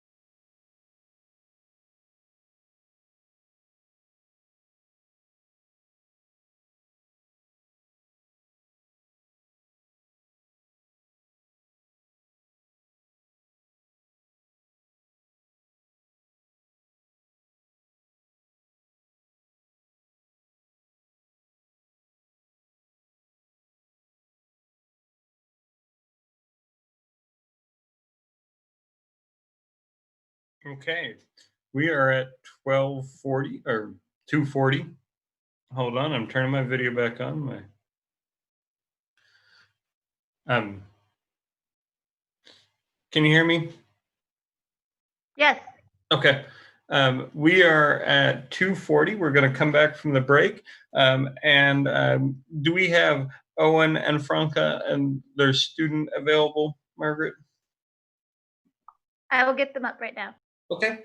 Our next presentation is going to be about immigration and the immigration and the Green Party and the opportunity we have to speak to something that is handled poorly by both parties. It will be led by Franca Mueller-Paz, who's been an educator in Philadelphia and in Baltimore public schools for 10 years. She was recently elected for her third term as a Baltimore Teacher Union representative and is an advisor for the student-led organization organizing a multicultural and open society, SOMOS, and is a Baltimore English Spanish in the Baltimore English Spanish Intercambio. Owen Silverman Andrews is the BGP co-chair and works on immigrant education and solidarity organizing.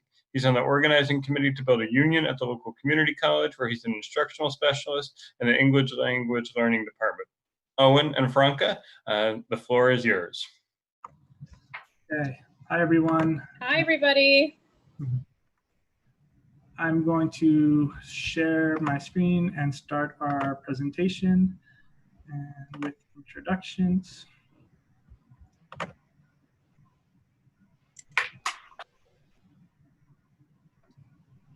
So as Andy mentioned, our presentation, our workshop will be on immigrant solidarity and Green Party organizing. I am Owen Silverman Andrews. Hi, and I'm Franca Mueller-Paz. Hi, my name is Yashira Valenzuela.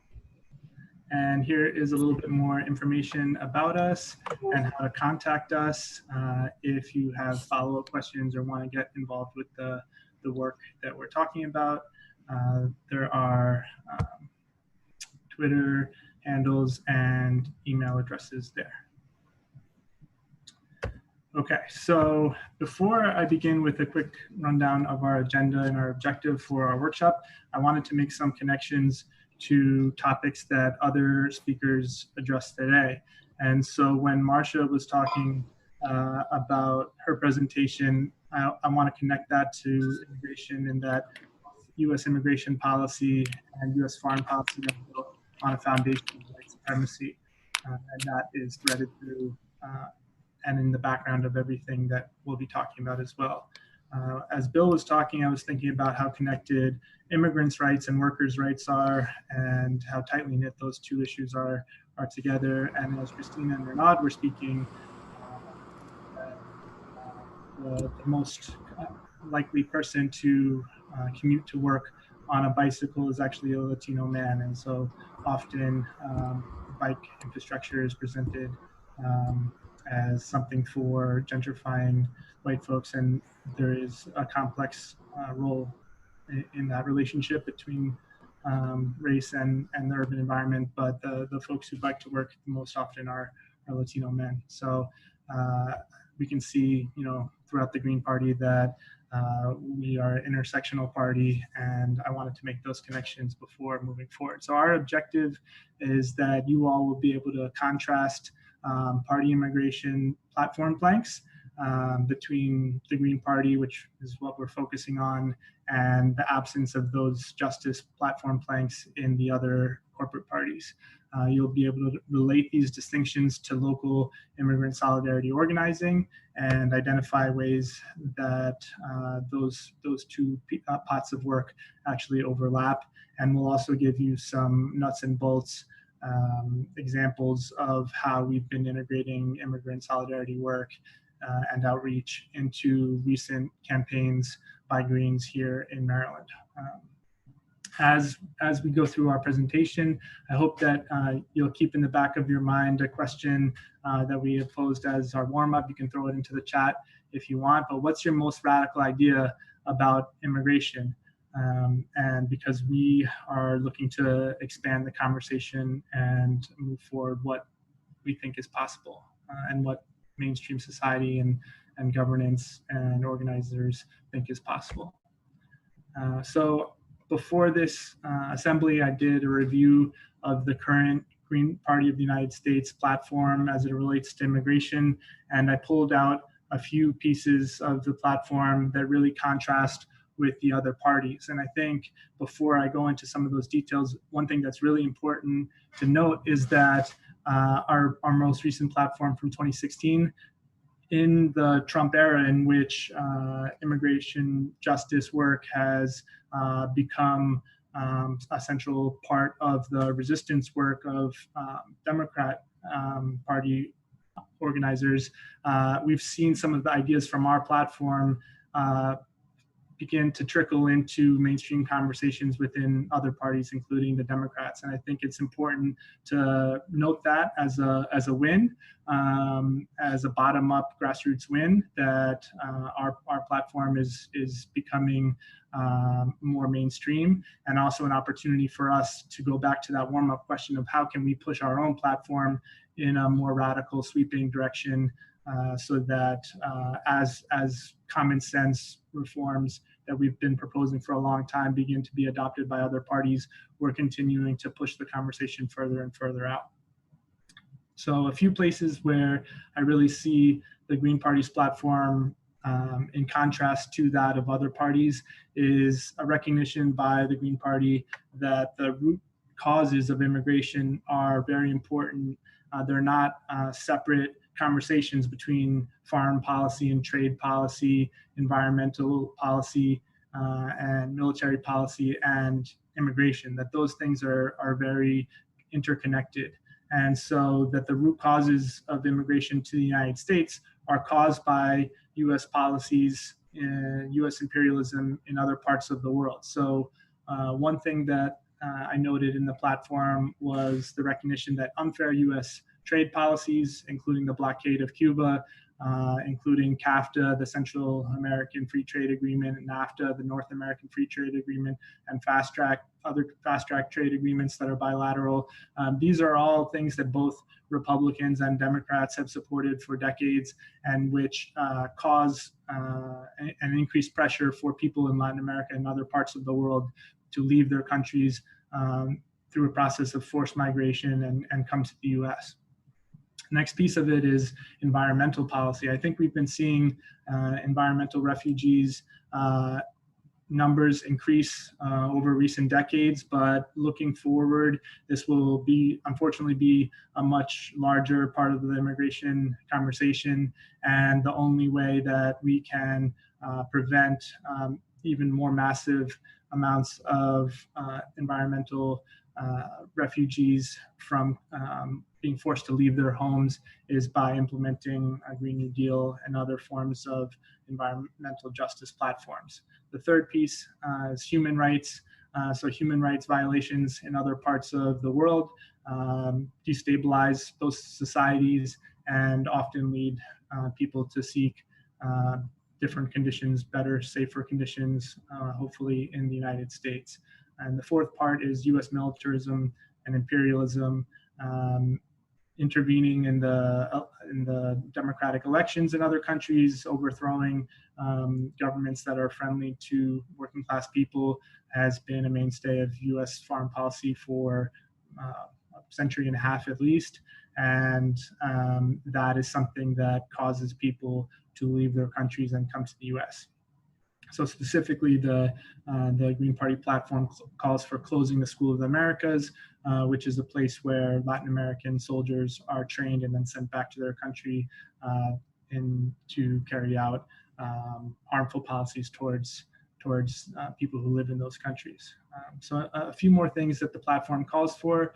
It calls for legal status of all undocumented immigrants living and working in the United States, very unequivocally. And I think that is essential. I mean, it's such a common sense thing, how to improve conditions for immigrants in the United States, and how to decrease abuses against them is to give them legal status. The platform also calls for permanent border passes for all Mexican and Canadian citizens to enter the United States. And I think that's something where hopefully the Green Party of the United States will push forward. I don't see a reason why Canadians should have greater access to the US than people from the Caribbean or Central America. So I think that is a place for self-critique and improvement. The third thing that I want to pull out of the platform is the immediate dismantling of the border wall. So this has received a lot of attention under President Trump, but the border wall was expanded under President Obama and President Bush as well. And so immediate dismantling of the border wall is something that the Green Party has been calling for a long time, not just in the last 3 or 4 years. And the fourth piece that I think is really important to recognize is the Green Party platform recognizes the sovereignty of indigenous nations whose territories cross national boundaries, right? So the United States is a settler colonial state, and the lines that have been drawn on the map are imperialist colonial lines, and there are people who have been living there for centuries who should not be forced to abide by those lines in the sand. So I also want to talk a little bit about applications at the state and local level. And so I will exit out of the screen share, the slideshow, and go into a few different items here. So the first thing that I want to talk about is a crowdsourced immigrant justice municipal plank that we did recently. That was for a city council race in 2016.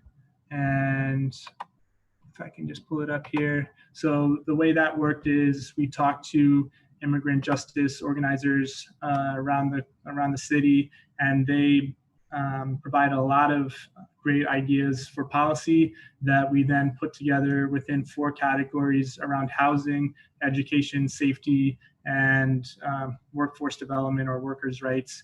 And I think it's important to point out that these policies which benefit immigrants will also benefit all Baltimoreans. And we translated this platform in 2016 into Spanish as well as Korean.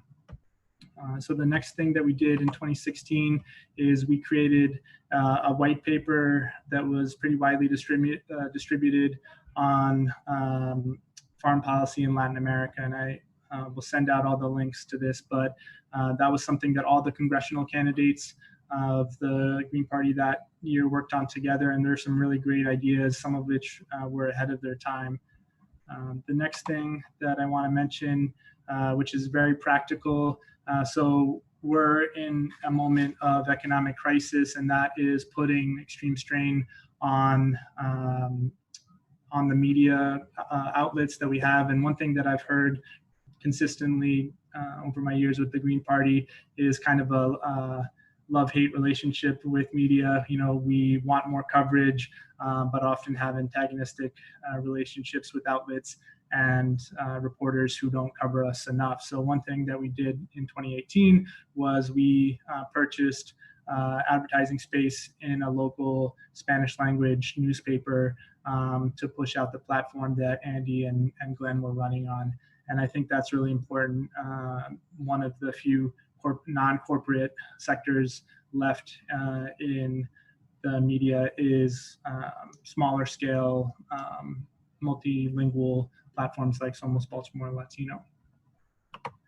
And the fourth item that we did in 2018, we did an immigrant and Latinx canvassing training. So we had a local organizer come in and train our campaign staffs on how to go do door knocking. We may have to update that for current conditions, but door knocking specifically and canvassing for Green Party candidates and their staffs.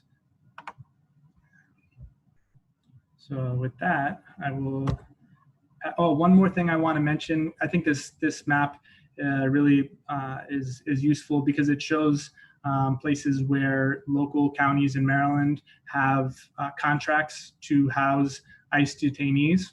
And it's not a red-blue map. It's not Democratic controlled counties are abolishing these relationships with ICE while Republican counties are taking them up. We see Howard County here has a relationship with ICE, and so does Frederick County, as well as on the Lower Eastern Shore, Worcester County, the Sheriff's Department there. So it's a useful map for indicating that oppression of immigrants, specifically through these intergovernmental service agreements between local governments and ICE, is bipartisan and the Green Party needs to, and we are organizing to end these agreements, but we also need to have our folks elected to positions so that that counties don't enter these positions to begin with. Okay, well, thank you so much, Owen, for getting us started and for really anchoring what the Green Party has already been doing. And we know that now that we're in this time period of COVID-19, we really need to be able to give our solidarity to organizations that are really doing the work on the ground to try to take care of our immigrant community. So just again, my name is Franca Mueller-Paz. I'm a teacher at Baltimore City College High School, a member of the Teachers Union, and also an advisor for Somos. And we're really lucky to have a Somos organizer with us today that's going to speak in a little bit, Yashira Valenzuela. So can you click next, Owen? So I guess I don't have the power. So here are some organizations that really could use our support, whether that's financial support, helping to volunteer, some of those being in-person volunteering like food deliveries, but also volunteering and being able to do tele-volunteering via online translations and things like that. So in a little bit, I'm going to go through each one of these ways that we can support the community through supporting workers, immigration legal support, supporting the health of immigrants and undocumented peoples, and education and student rights. First up is CASA, which of course has been supporting our community for decades. So they have a Cancel the Rent campaign. You can continue to support this campaign on social media. There are some examples of posts that you can use at the bottom of the page. So really targeting this towards Larry Hogan to support homes, to put a moratorium on rent and mortgages.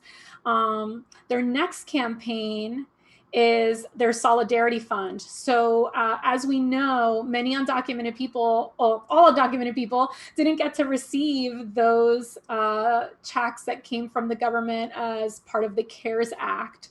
And so this has really put a huge financial strain on the immigrant community that has lost their job, many of whom have lost their jobs and are struggling just to get food on the table. So you can go to wearecasa.org, which is up in the top right-hand corner, and donate to this fund. And this goes directly to the members of CASA in Maryland who have not received financial support through the CARES Act. Their next, another way that you can help is also by direct volunteering. They are delivering food. A lot of families are concerned about going to some of these government food sites. You may have noticed that sometimes National Guards people are there. So that can really leave a big sense of dread for families. And so CASA has taken up doing at-home deliveries to folks in the immigrant community. So if you would like to connect with that, at the very bottom, you can see how to contact Lydia Walter. So lwalter@wearecasa.org if you are interested in supporting through food delivery. And they try to make it as safe as possible. Everything's already bagged. They just load things into your truck and then you go and drop it off on people's front doorstep with no contact. Another way that you can volunteer, but if you're concerned about having to interact or see someone, you can stay at home and do televolunteering with Pro Bono MD. They support, they do legal services, free legal service for immigrants, many of whom are children. So they are in dire need of folks who can provide translation service. So if you are interested, I made a short link at the top. So, and we can provide these links after our presentation as well, but you can go to https://s-force, etc., and you can connect with them, or you can go directly to Pro Bono Resource Center's website and ask how you can help through translation services. We also have Esperanza Center. Now, while they have so for those of you who are unfamiliar with them, Esperanza Center has been a huge advocate for the community through language courses and a medical clinic that serves many in the undocumented Baltimore community. So you can also help them with bringing goods and items to the homes of our immigrant community, but you can also give a direct donation. This helps for them to continue to provide legal services, educational services, their health clinic, and their multilingual health hotline. So not just in English and Spanish, but providing help in multiple languages. So to help keep these things running, you can go to Catholic Charities website. Esperanza Center is affiliated with them, and go to their page on COVID services and help make sure those things keep going. Of course, there is Sanctuary Streets. Again, while you may be familiar with them for supporting folks via going to ICE check-ins to keep people safe or help create more presence when people go to check-in with ICE. Another big project that Sanctuary Streets has been doing for a long time is helping to raise funds to bail community members out of immigrant detention. So you can see right now they're working on supporting Marvin, a 40-year-old man from Honduras. And so if you want to help get him released from immigrant detention, you can visit facebook.com and go to the Sanctuary Streets page and donate to their page to help reunite him with his family. Finally, I'm going to turn this over to Yashira Valenzuela. She is an organizer for Somos, a student-led organization that has been fighting against inequity in public schools since 2014. She's also the director of a organization called Baltimore Intercambio that teaches English and Spanish to community members in East Baltimore. And so with that, I'll give it over to you, Yashira. Thank you, Ms. Mueller. Like she said before, my name is Yashira. I'm a junior at Baltimore City College and a member of Somos. And Somos has been working on a project for about a month now, and we're trying to get Comcast here in the city to better improve the internet access.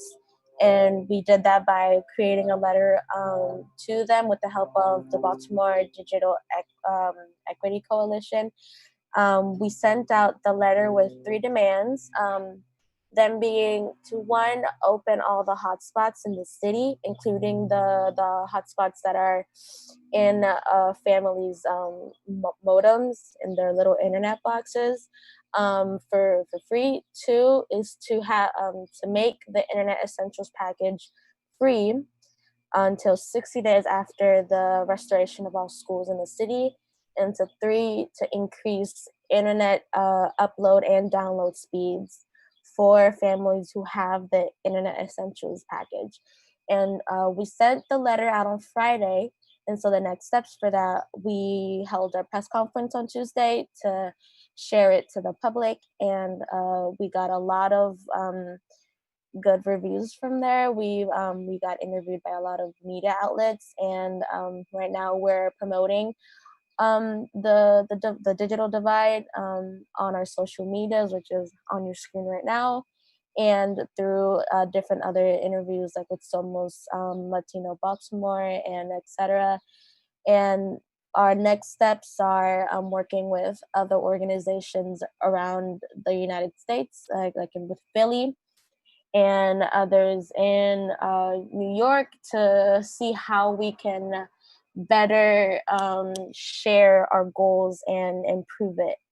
And so here's all the little ads we've created, and I believe on the next slide are our social media handles. Yes, that's for Facebook, Twitter, our Instagram, our email, and a number just in case you ever want to contact us.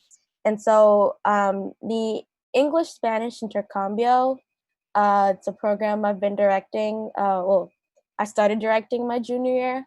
Our goal is to help improve the English literacy in this here in the city for native speakers.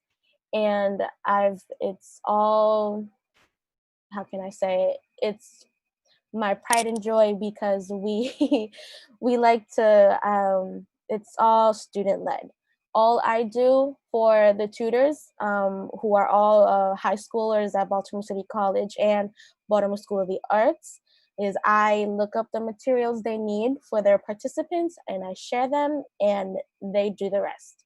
They do all the teaching and they do all the communicating. And so for the past couple years, we've only ever taught English, but this year we partnered up with Friends of Patterson Park, and we started teaching English to our community organizers. And right now we're trying to bring Intercambio online to better support the participants who've been coming to us for the past couple of years.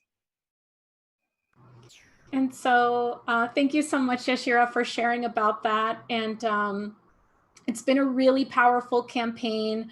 Yashira, can you talk a little bit why it's important, like why you guys are fighting this campaign for internet, and why is this important for immigrant families? Well, we've had a lot of testimonies, well, from myself and from many other of our classmates and friends and families. And from what their testimonies tell us is the internet speeds they have at the moment aren't suffice enough. You know, before the pandemic, we had access to all these resources because of school and our libraries in the city. But once the pandemic hit and school was closed and all the public spaces were closed as well, we had to rely on Comcast giving us the best speeds to help us succeed. You know, I'm a junior in high school. Everyone knows that junior year is the toughest, you know, because that's what colleges look at the most. And I've had trouble completing my assignments because of my internet speed. I've had to use my mobile data instead, and the Wi-Fi hotspots in my area to complete assignments has been very difficult. And it's the same story with many of my other friends, especially one of our Somos members, Kimberly Vasquez. She lives with her mom and dad and her two younger sisters, and they have to compete on who's going to use the computer in the family because there's only one, and the internet they have doesn't support a family of more than 5. So and it's not just students here, it's also immigrant families. Like our other Somos member, Haiti, she's also had a lot of issues with accessing the internet, and it's another issue on top of her not being her not understanding much of English. She's a Spanish speaker, she doesn't know much. So it's an issue we've heard of during this pandemic, and fighting for having a better access has been our #1 priority. And what are some of the wins that you guys have already had in this campaign for internet connection in Baltimore City? Well, I'd like to add beforehand, you know, we can't fight for internet access without addressing the technology issue beforehand. And so Somos was able to testify for the $3 million bill that was, I don't know how to phrase it, but we fought for the $3 million bill that was passed here in the city, which goes towards buying technology for students and families in the city. And during this campaign, we've been able to come in contact with Comcast, and they've agreed to partner up with us and get our insights on how they can improve their program and so on. Awesome. Well, thank you so much, Yashira, for coming in and talking about how to support Somos and the hard work that you guys are done. Congratulations again on winning $3 million from City Hall. And for bringing this huge mega billion-dollar company to the table, who regional vice presidents have met with Somos last weekend. They're in a communication together, so hopefully I'm really excited for you guys to have a really big win. So with that, I don't know if you want to put the contact information of the three of us, Owen, back on the screen, and also see if anyone has any questions.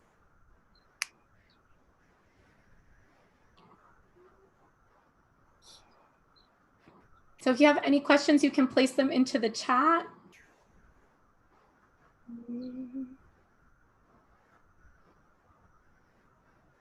And thank you so much, Virginia, for your comment. We're excited to be here, and we're really excited to have, like you said, energetic young people working to improve their communities, like Yashira. So thank you for your comment. Thank you. Thank you to Owen, Franca, and Yashira for that excellent presentation. It's wonderful to see the work that people are doing during this very difficult time to address some of the things that may not be so obvious to all of us, but are definitely affecting some of us in a really intense way. So the work is very much appreciated, and I think that it's a great opportunity to highlight the inequity that the city has in allowing Comcast to be the one who makes the decision about whether or not young people in the city get access to the internet. And thank you for doing the work to hold them to account for that. That needs to happen, and it needs to happen. The work that starts here needs to go beyond this and continue to hold them to account as a monopoly provider of internet in this city. So thank you, Franca, for the work that you're doing and highlighting the wonderful resources on that.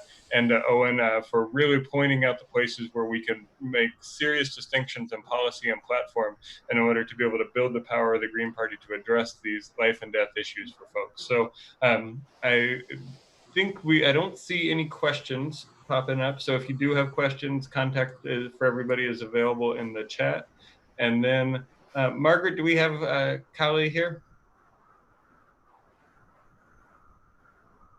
Kali is working on joining as we speak, so he should be here in within the minute. Let me go ahead and, if you don't mind, Franca and Owen and Yashira, thank you. I'm going to move you. Thank you all.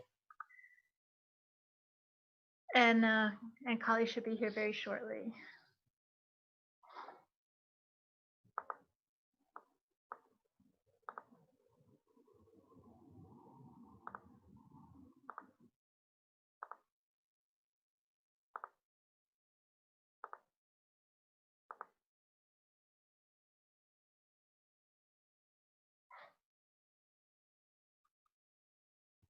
While we're waiting on Kali, I just want to thank all of the Greens who have been here so far doing workshops to present the work that they're doing in the community. It's essential both to make the policy decisions and to talk about what we're doing in actual community. And with that, I'll give it to Margaret to introduce Kali. Great, thank you so much, Andy, and welcome, Kali, to the Maryland Green Party annual meeting. So Kali Akuno is a co-founder and co-director of Cooperation Jackson, which advocates for sustainable community development, economic democracy, and community ownership. He is the director of education at the U.S. Human Rights Network, as well as an organizer with the Malcolm X grassroots movement, and also most recently active with the General Strike 2020. Thank you for taking time to join us right now, Kali. Thank you for having me. So, Kali, we're wondering if you could, share some words with the Maryland Green Party about what's going on right now, with the situation. There's so much going on that we're in crisis, particularly for workers and folks in the South. So, if you could speak to that. Well, again, thank you for having me. I'll try my best and still a little bit under the weather. I had some kind of bad allergic reaction to something, everybody. So it's been impacting me a bit. But just a few things to bring folks up to speed just about kind of conditions, that we're facing right now in the South, particularly here in Mississippi.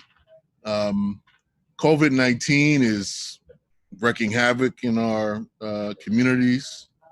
We are one of the states where, according to the official record, there's a constant rate of infection, but we know that that's a severe undercount, from what's taking place here, from what we can just see in our immediate community. And where I'm situated and where my organization is primarily based in is in West Jackson, which is, a stone's throw away from the downtown area. And our community happens to be one which is has a heavy concentration of folks without homes. And our area in particular is one where the police forces throughout the surrounding metro area round up homeless folks and then drop them off here. One of the reasons being they don't want them in their community, but two, most of the homeless service kind of provisions in the state are concentrated in and around this neighborhood. And I'm bringing up this to give you just a sense of what's happening in my neighborhood, because there have been a fair number of our community members who have died of COVID-19 like, and I stress the like, symptoms. We can't confirm this to be the case because folks have died basically sheltering in place in many squats, throughout our community. And our community is unfortunately now a major hotspot of, homeless, houseless, homes without people in them. And so it's a major concentration for folks who tend to want to stay or use this as a last resort. But we've noted there's been over 15 folks in our community have died from COVID-like conditions. Now, we will never be able to officially know, unfortunately, if that is what they perished from, because they, of course, did not receive medical attention. And in our state, unfortunately, as in many, they wouldn't have been welcome if they showed up to the hospital, either because they didn't have insurance or just because the perceived condition that they were in, they wouldn't have got treated. So that's one of the things that just to kind of be aware. We're hearing similar stories through allies, throughout the South. And this is in part just due to some of the severe and systemic underdevelopment which is taking place and has historically taken place here in the South. And how that expresses itself here is the lack of adequate health facilities, healthcare prevention. Mississippi, for those of you who don't know, is one of the states that kind of perennially is always at the bottom of every health indicator that you can think of, but particularly those, which are major devastators of the Black community. So hypertension, high blood pressure, coronary, disease, diabetes, heart disease. Mississippi is right up there every single year. Obesity and other ones are up there every single year.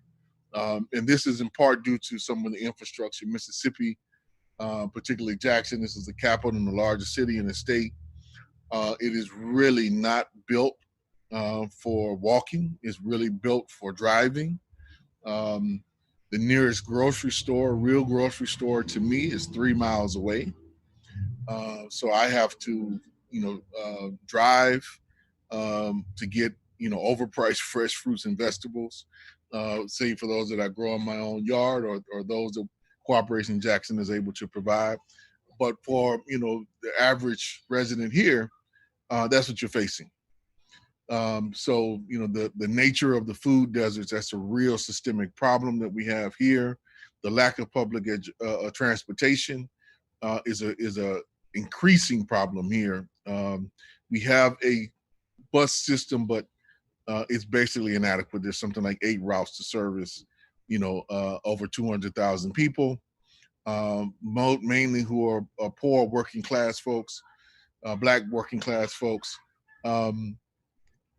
So that's, just to give you a sense of kind of what's happening here. And COVID is making this worse all throughout the South. Louisiana, particularly New Orleans, as folks know, was one of the critical hotspots. We think Jackson is going to quickly become that, just given the nature of how things are overwhelmed and where the state particularly is at right now, and how it's treating it. Our particular government, state government, has taken, I don't know what to call it, not meaning this to be negative or pejorative in any way, but it's really taking kind of a schizophrenic approach, which, one hand there's opening everything back up, but on the other hand, you got the state government opening everything up. Now the governor is starting to, the last week I would say, starting to say the data and science is actually going to dictate this policy. But to this point, we got 2 basically months where that has not been the kind of rationale of the case. And they've been fighting the city, the municipal government, kind of tooth and nail for all of the more health stringent nature in the policies and approaches it's been taking.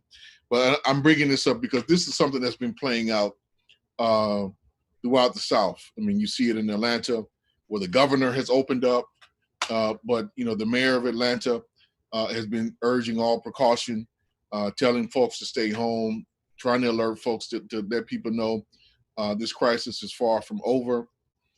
We hitting, how would you put it, an uptake of the first wave. I've been cautioned to not say a second wave because it's not like the first wave is really ended. But we think that, our analysis is Corporation Jackson, trying to be the best students of history we can and trying to learn about these pandemics in a much deeper level. We see some of the same patterns and some of the same mistakes that happened in 1918 happening all over again, where states are opening up too soon in the quest to preserve the economy, and that's going to lead into a major spike. But here, the real language, we need to be honest, is really coded around race. The vast majority of those who've gotten ill and the vast majority of those who've died in Mississippi, as throughout the country, have primarily been Black folks, between their 40s and 70s. Here in Mississippi, it's actually impacted more Black women than Black men, which is kind of a reverse trend of what's been seen globally. I think on a global level, it's more men who have died from COVID-19 than women, but here it's more women, and that's primarily given the nature of employment of Black women in particular here in a lot of the service industries on the front line. So how that's impacting folks here. And the thing that we are really trying to highlight as a political thing, both on the state level and the local level, again, drawing from history, we cannot allow this particular pandemic to be stigmatized in the way the HIV/AIDS crisis was. Because how it was stigmatized allowed it to really go on, in that it was a disposable population, a despised population that was seen as being kind of at the epicenter of that. And so there was very little response, from the Reagan administration and the Bush administration to really deal with it, because it primarily seemed to be targeting overwhelmingly homosexual populations. And this one, to the degree that just kind of primarily looked at as a Black infestation, is being increasingly calculated that these are risks that the state is willing to take, and sacrifices, and people are willing to be disposed of to kind of keep the economy running. Part of that we know is for particularly one individual's political aspirations to remain sitting in the White House.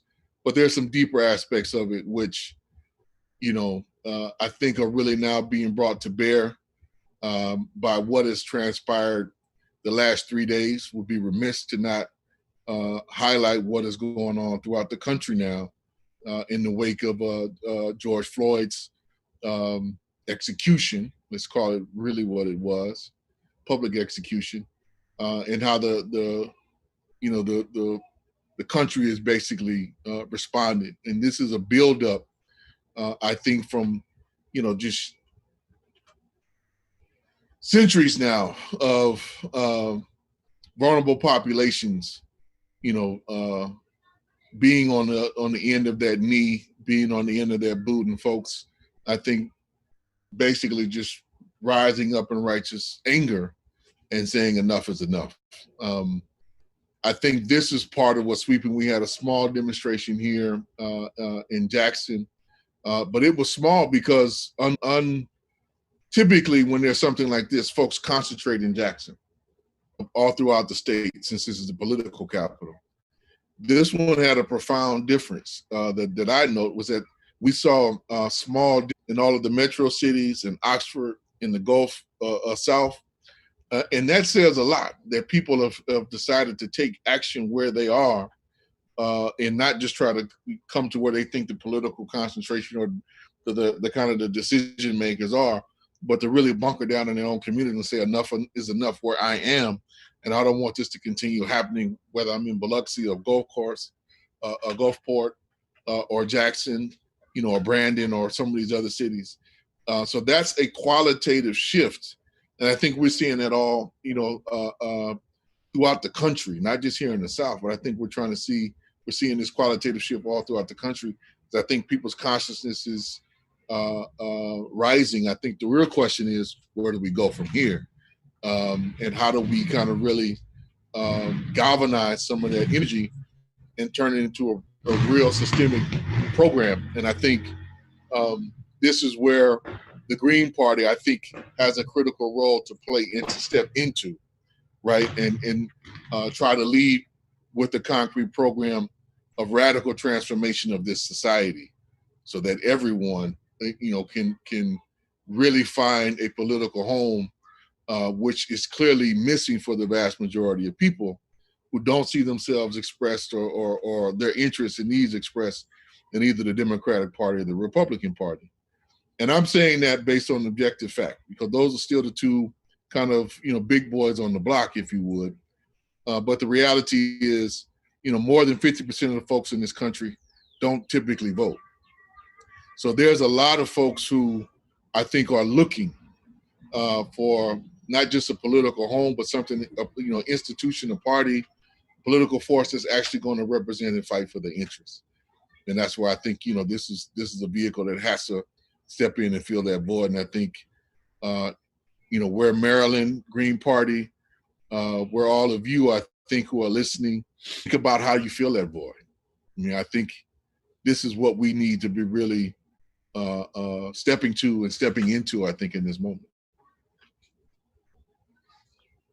Thank you. So if anybody has questions for Kali, you can write those into the chat. But while people are doing that, Kali, I wanted to ask you, in 2017, after Donald Trump took office, you and others talked about the necessity of becoming unable if we were going to change things. And now we're seeing in this rebellion that's really sweeping the country, it's amazing how many cities are involved. We're seeing a real level of action that I feel like, an energy that I don't think I've seen in recent times. Can you comment on that? Yeah, I think, like I said, I think there's been a qualitative shift in people's consciousness.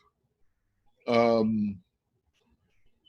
think the people's faith, in the system is utterly shaken. People just don't believe what's coming out of people's, what these government officials' mouths are.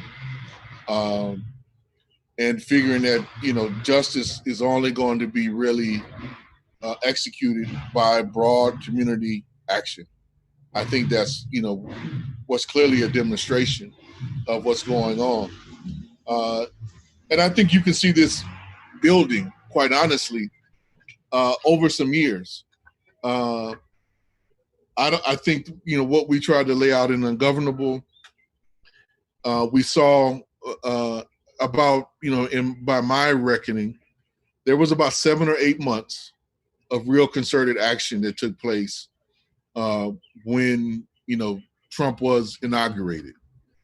I want to bring folks back to some of the things that happened that were really beautiful that we shouldn't forget, that I think laid a foundation for what we're seeing now.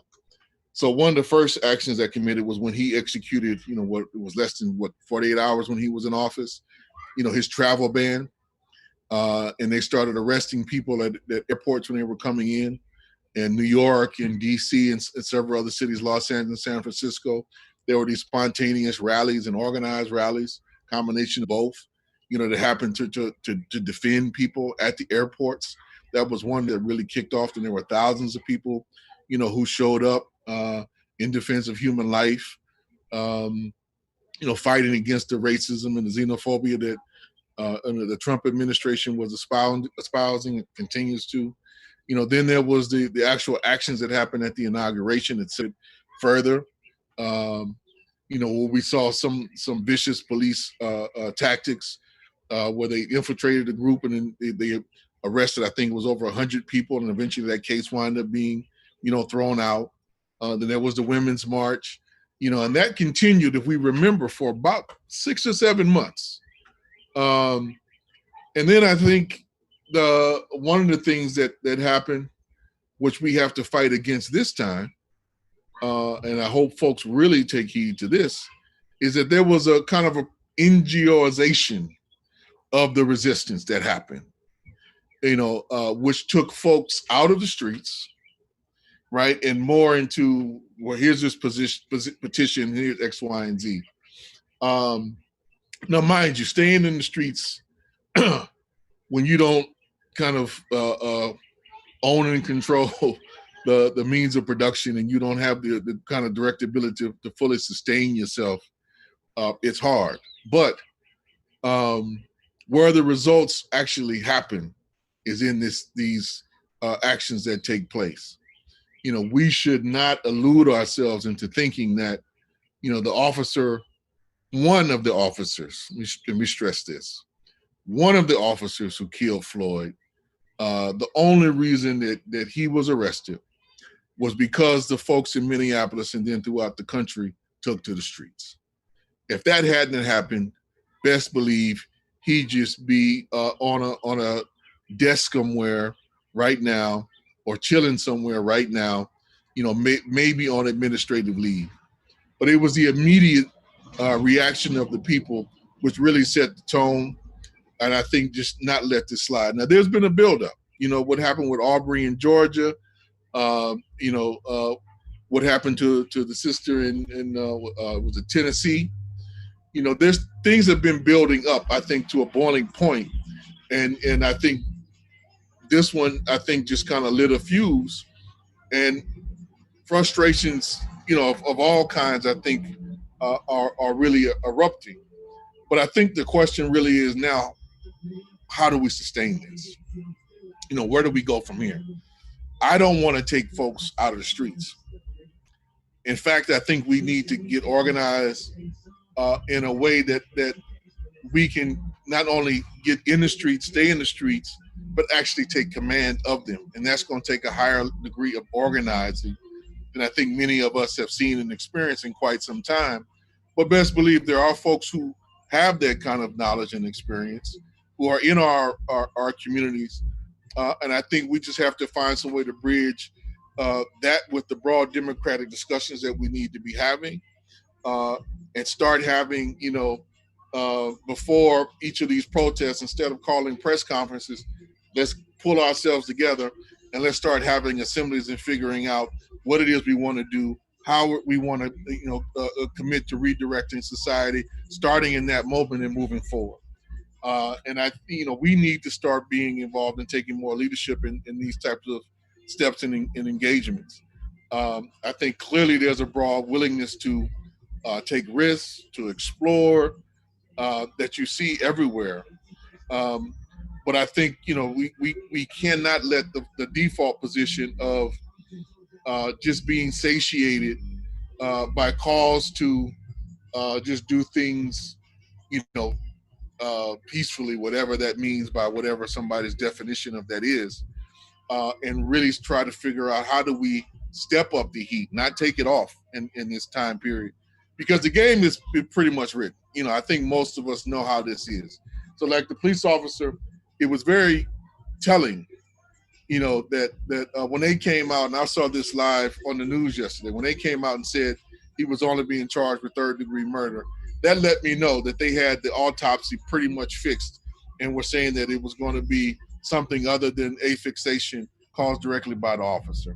And then shortly they came out, I think it was maybe an hour after that press conference, they came out and said that it was underlying health factors which supposedly killed Mr. Floyd.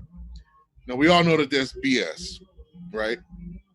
But it set the precedent up that they were just trying to do whatever they can to stop the protest. Let's satiate, let's make a symbolic act, let's make a symbolic gesture, and then we can start trying to put the hammer down the next couple of days, and then they'll bring out all the kind of mediators, if you would, the folks who try to pacify the people, from the kind of the NGOs and the nonprofits, just try to step out and null everything out.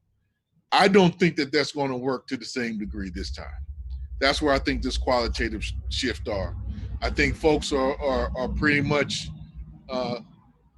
clear that the system right now does not have the capacity to solve any problem.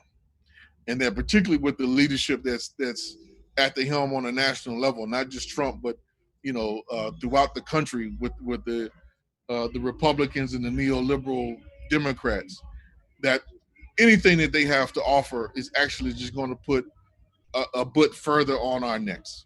And they don't have the ability, the imagination, the program, nor the political will to really try to solve the problems at hand. And I think people are very clear about that and are trying, in an experimental way. That's what I think we're seeing with these demonstrations. It's a direct experiment with democracy and people trying to figure it out as they go along. And the only thing that I want to really just encourage is, for us to play more of a concentrated role of being actually where the people are, out on the streets, engaging as best we can under the terms of a pandemic, because we can't forget that that's still going on, and try to raise the level of both dialogue, vision, programming, having real conversations. Okay, today we're going to take this street, but then after that, what's next? How do we reorganize it? How do we envision it functioning differently? What will we do different than what's been done in the past? How do we ensure that everyone will be treated equitably and fairly, and receive justice, and have real conversation amongst ourselves, so that we build that and start building trust and confidence in each other to resolve and mediate our own problems. That's the deeper piece of what I think we need to be pushing in the here and now. We have the tools. I think we just got to get outside and exercise them and be in the midst of the battle. It's not a time to sit back. It's a time to engage. Great. Well, Kali, thank you so much for taking time to join us today. And we really hope that you recover well. Sorry to hear about your doing my best. Yeah, take care of yourself because we need you in the fight. I'm gonna be here. Great. Well, thank you so much for Right. being with us. Take care. Take care. So next we're going to bring up Jamu Baraka, and let me bring him into the panelist room. And Ajamu is the national organizer and national spokesperson for the Black Alliance for Peace. He was the Green Party nominee for vice president in 2016. He served as the founding executive director of the U.S. Human Rights Network, a national network that grew to over 300 U.S.-based organizations and 1,500 individual members. In 2019, the U.S. Peace Memorial Foundation awarded Baraka with the U.S. Peace Prize for his activism against militarism and imperialism, as well as his work for peace. And Jamu, thanks so much for taking time to join us. I don't know if you're able to use your camera or not, but either way, we really appreciate you being here. And you'll have to unmute yourself as well. I sent you, there you go. Thank you so much, Margaret. And I'm not sure how to turn the camera on. If you're on a phone, sometimes you have to swipe the screen to get it to come on. Oh, let me see if I can send you an invitation to turn your video on. See if you get it. Did you just get an invitation? Yes. Okay, use that. Oh, so you controlled everything. Okay. Thank you, Margaret, and thank everyone for allowing me to spend a few moments with you. Thank you, Brother Kali, for your insightful words. I'm going to provide a few comments. Some of them are going to overlap with what our brother Kali just laid out, and some discussions that have already taken place here during this very important gathering in Maryland. I'm going to have three sections of this short discussion. First, to talk a little bit about the context that we find ourselves in today, and then connect that to the creation and evolution of the Black Alliance for Peace that we are currently organizing.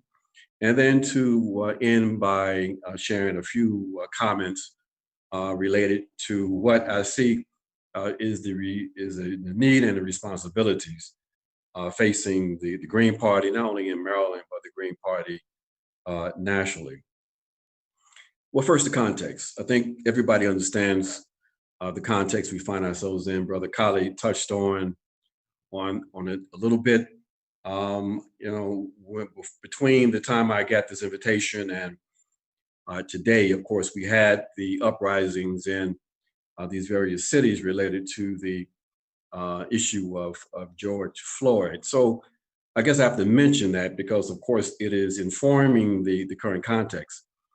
But that context has to be understood, though, as Brother Kali indicated, as a context informed by a number of activities, a number of events, including the various extrajudicial killings by the authorities.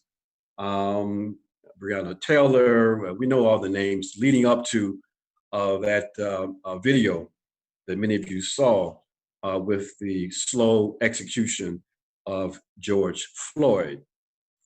But the context of repression has to be also connected to the other elements of the context. And that is the fact that we have a situation where we have a crisis in this country, a crisis of legitimacy, political, economic, ideological, created by this COVID-19 and created by the consequences of this COVID-19, which has been the collapse of the global capitalist economy. This context is what informs our work.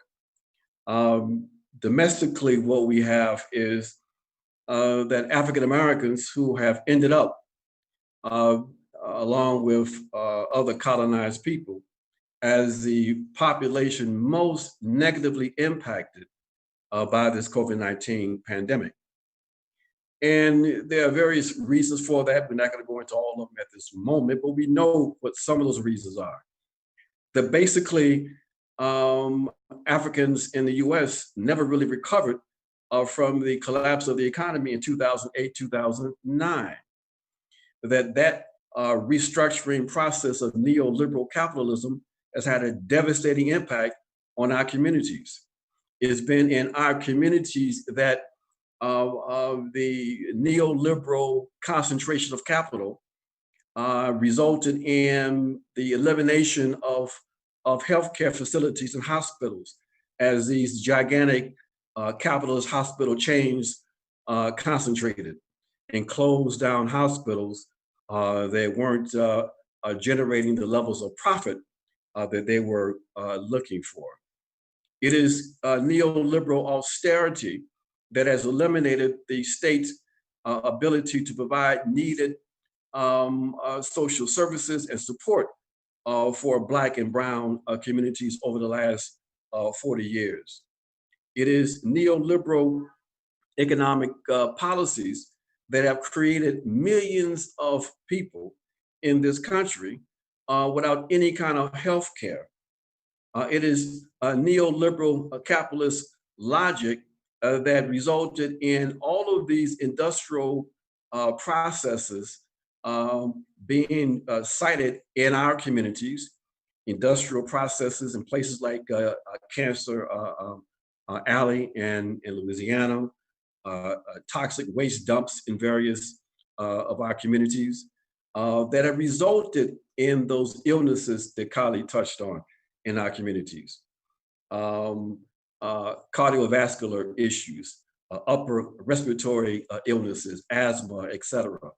Along with the fact that we are subjected to bad food, no health. So we have diabetes, and we have the disease of oppression, which is hypertension. So with these illnesses coming from our experiences here in this country as colonized people, COVID-19 has had a devastating impact on our people here in this country. That is the domestic context. What's happening globally? Well, even within the context of this global pandemic and its particular expressions in the US, we've got to look at how US policies have been fairly continuous, that in the midst of this pandemic, the Trump administration has chosen to continue its murderous sanctions against various countries that they have targeted for change in government. They call it regime change. We've seen how sanctions have been absolutely devastating in places like Venezuela and in Iran. We see sanctions as a almost medieval policies resulted in sort of a siege of an economy, where the target is not the so-called authorities or the leaders of those nations, but the people, to punish the people for attempting to maintain some kind of independence, some kind of commitment to their own national projects, to punish them for attempting to be independent and wanting to exercise national sovereignty. This aggressive behavior is not something that can be laid at the feet of the Trump administration. This is part of the bipartisan pro-imperialist policies of this state. All the Trump administration did was, beginning in 2017 with the NDAA, was to shift away from the emphasis on the so-called war on terror to great power competition, focusing primarily on China and Russia. The Trump administration continued its pivot to Asia, completing almost the pivot started by the Obama administration. This pivot to Asia is a militaristic pivot that has China in the crosshairs and is dependent on provoking a military confrontation with China. And one of the issues that they are pushing that's making this pivot so incredibly dangerous is the commitment on the part of the US state to upgrade its nuclear arsenal and to redeploy missiles with first strike capabilities in the Asia Pacific region, and by the way, even in Europe, with the dangerous move that's being contemplated to shift missiles to Poland with the same kind of first strike capabilities. That was a reason why the Trump administration angled its way out of the Intermediate Range Nuclear Forces Treaty, so they can redeploy these very dangerous weapons. So this is the context that we are facing here in this country, and the context that informed the development of the Black Alliance for Peace. The Black Alliance for Peace emerged in 2017 because we saw the logic that was in place unfolding as the consequence of the crisis that intensified, of course, this year, but the legitimation crisis that was being interpreted by the rulers as one in which they felt compelled to rely more on force and violence in order to maintain their hegemony than the ideological weapon they had up to this point. So we saw a certain kind of logic that was going to be unfolding that made the US state more dependent on the use of force and violence. So we formed this alliance to address this issue of war and militarism. We are committed to developing a structure that makes a link between our concerns with militarism abroad and war and the ongoing war being waged against African people and poor people domestically. So we made that link between the national and the global. One of our objectives also in forming the Black Alliance for Peace was to revive the traditional Black radical anti-imperialist tradition, and to have that tradition to inform the work of helping to revive the broader anti-war, pro-peace, anti-imperialist movement in this country. So the work that we are focusing in on, the programmatic work we are focusing in on to build this movement is our No Compromise, No Retreat campaign. We say that there will be no compromise, no retreat in confronting the ruling element that is committed to using war and violence to maintain its hegemony. We say we must defeat the war against Africans and the African working class in the US and abroad. And we have three elements of that campaign. One is the targeting of the US Africa Command, or AFRICOM. That targeting of AFRICOM came out of our work that we have been involved in developing a new no basis coalition. This coalition is committed to dealing with the issue of US foreign bases, between 800 and 1,000 US foreign bases. So out of that work, we have a specific emphasis on Africa and the 1,900% expansion of the US AFRICOM or Africa Command on the continent under the Obama administration.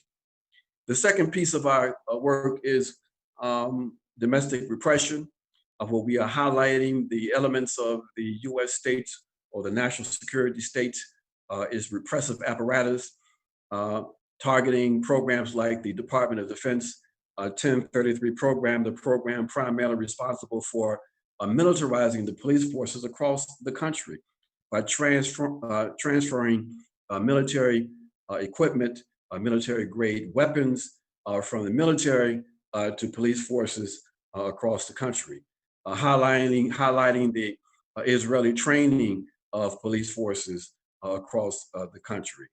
And the other element that we are raising, of course, is the fact that we are in the midst of a campaign season. And so we have a campaign where we are calling for candidate accountability. In this mini campaign, we are advancing a number of demands and saying that if you want our vote, if you want the vote of progressives, you need to support these demands. And those demands are very simple. We talked about a few of them. Shut down AFRICOM, commit to closing down the 800 to 1,000 US foreign bases, support the resolution passed by the United Nations in 2017 calling for the complete abolition of nuclear weapons, shut down the 1033 program, reduce the military budget by 50% and reallocate those resources to address the human rights needs of the people in this country for housing and healthcare and education. So these are some of the demands that we say that if you want the support progressives, if you want the support of the people, you should be willing to embrace and to push. So we say that this is what we have to do, my friends. I know my time is getting short. And as I pivot to what we see that's necessary for the Green Party as a whole, let me say that what we are doing to implement our plan is very similar to what has to be done by the Green Party. And what is that? To organize, to build effective organization. We have a citywide alliance we're building right there in Baltimore, for example, okay? What the Green Party has to do on a national basis is to not be susceptible to the critique that the Green Party only emerges every 4 years to engage in the national circus of presidential politics. The Green Party has to be committed to building itself in between those 4 years of this election cycle. And I heard you all talk about that today, that Green Party activists have to be serious about engaging in work, activity on the ground there in their communities as Green Party members. The Green Party has to be seen as being part of local struggles and local issues. Green Party activists have to be seen as important resource persons in their local communities. So raising the visibility of the Green Party is absolutely necessary. The issues that the Green Party has to continue to embrace and advance, the issue of anti-war and militarism and domestic repression has to be a central component of the work of the Green Party. One of the most critical vulnerabilities of the ruling class today is the issue of health, the human right to health, primarily the human right to health care. So the issue of improved Medicare for all has to be front and center. This is a contradiction that now with almost 80 million people who have now lost their health care, this is a critical issue that the Green Party should be the one to embrace now that the Bernie Sanders forces have capitulated and collapsed into the Democratic Party. He continues his sheepdogging activity for that corrupt party. This issue has to be the Green Party issue. And of course, the issue of climate justice, again, grounding that work in the work of and concerns of the ruling class is absolutely critical. So, my friends, these are some of the things that we are involved in. Many of the issues that you're already involved in. I think it's important that everyone understands the real potential we have in building a new alternative to these two corrupt parties. Everyone recognizes that these two parties don't have the answer. The people are looking around for alternatives. If the Green Party is able to get its act together, we have enormous potential for being a real viable alternative to the duopoly. I think that is our task, that is our responsibility, and we need to embrace that with the confidence that work can be done, and we in fact can win the people over to our program and to the vision of building a new US and indeed a new world. Thank you. Thank you, Ajamu. Really appreciate that guidance from you and important information for all of us to understand so we know about the bigger picture of what's happening here. I put in the chat if anybody wants to ask a question, they can put one there. But we know the situation is really a difficult one. This is the anybody but Trump kind of year. But then on the other hand, we've got Biden. So there's we expect there to be anger directed at the Green Party this year for, helping to reelect Trump. What do you think what would your advice be to us in that environment? What should be some real, what should we hope to get out of this particular election year? I think there's a shift in the mood of the country, that critique of the Green Party is not going to be able to hold. There is a growing disgust with the Democrat Party. And therefore, I think if Green Party activists hold their positions, defend their commitment to democracy with confidence, advance the program of the Green Party, talk about the protracted nature of the struggle that we are involved in to build alternative popular power, I think that the party will be all right. We take the position in the Black Alliance for Peace that the day after the November election, nothing would have changed for African people in this country. It doesn't matter who is sitting in the white people's house. For us, the repression, the exploitation, the oppression continues. So we absolutely clear about that. So, that has to be, I believe, the position of everyone who understands the absolute necessity for radical change here in this country. That we are fighting for democracy and people-centered human rights. That is not dependent on the electoral cycle. It's dependent on our ability to build alternative popular structures. The electoral process is one of those weapons, the tools we use to do that.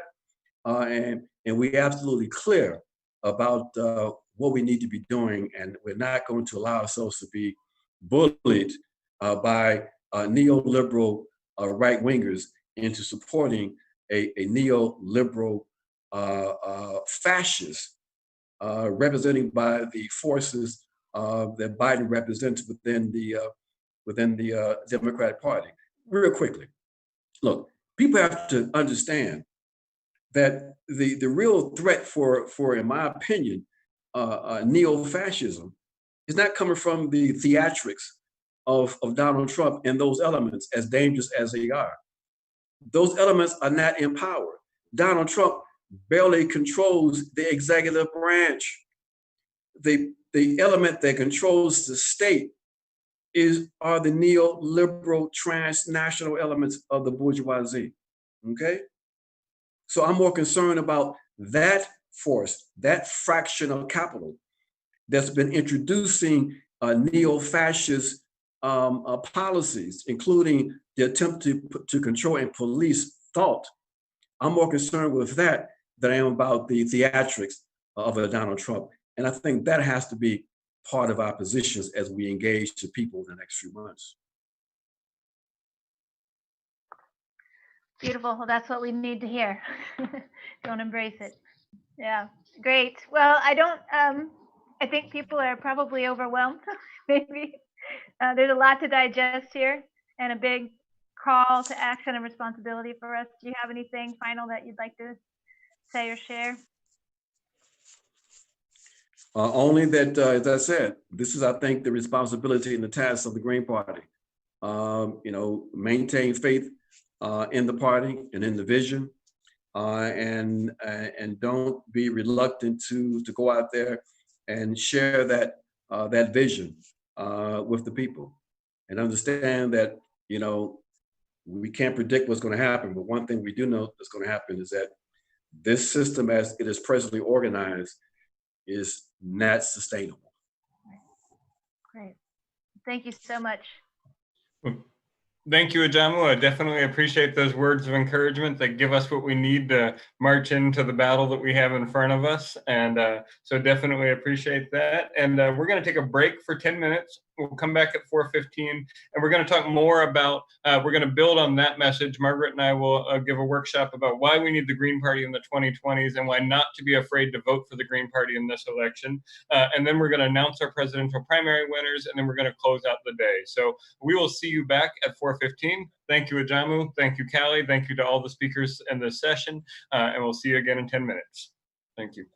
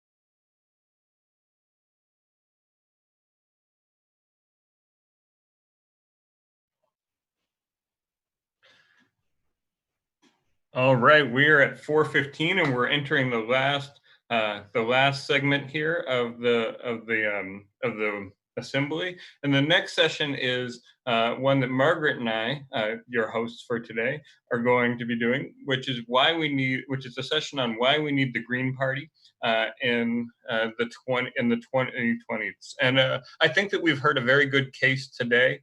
Margaret, are you there? I am, yes. Okay, great.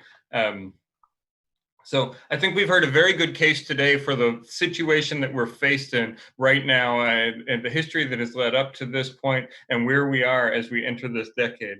When Margaret and I first decided talking about this workshop about where we were in the 2020s, we had only experienced an impeachment, an economic decline, and a COVID crisis. We had yet to experience another series of rebellions and uprisings around the country. But everything that has happened so far this year in the beginning of this decade, in the first year of this crucial decade, has highlighted the problems the world faces as it deals with the crises of racism and white supremacy, the crisis of capitalism, the crisis of two political parties that try to capture our imagination with failed policies. And so today what we're going to do is we're going to talk about why we need the Green Party in the 2020s.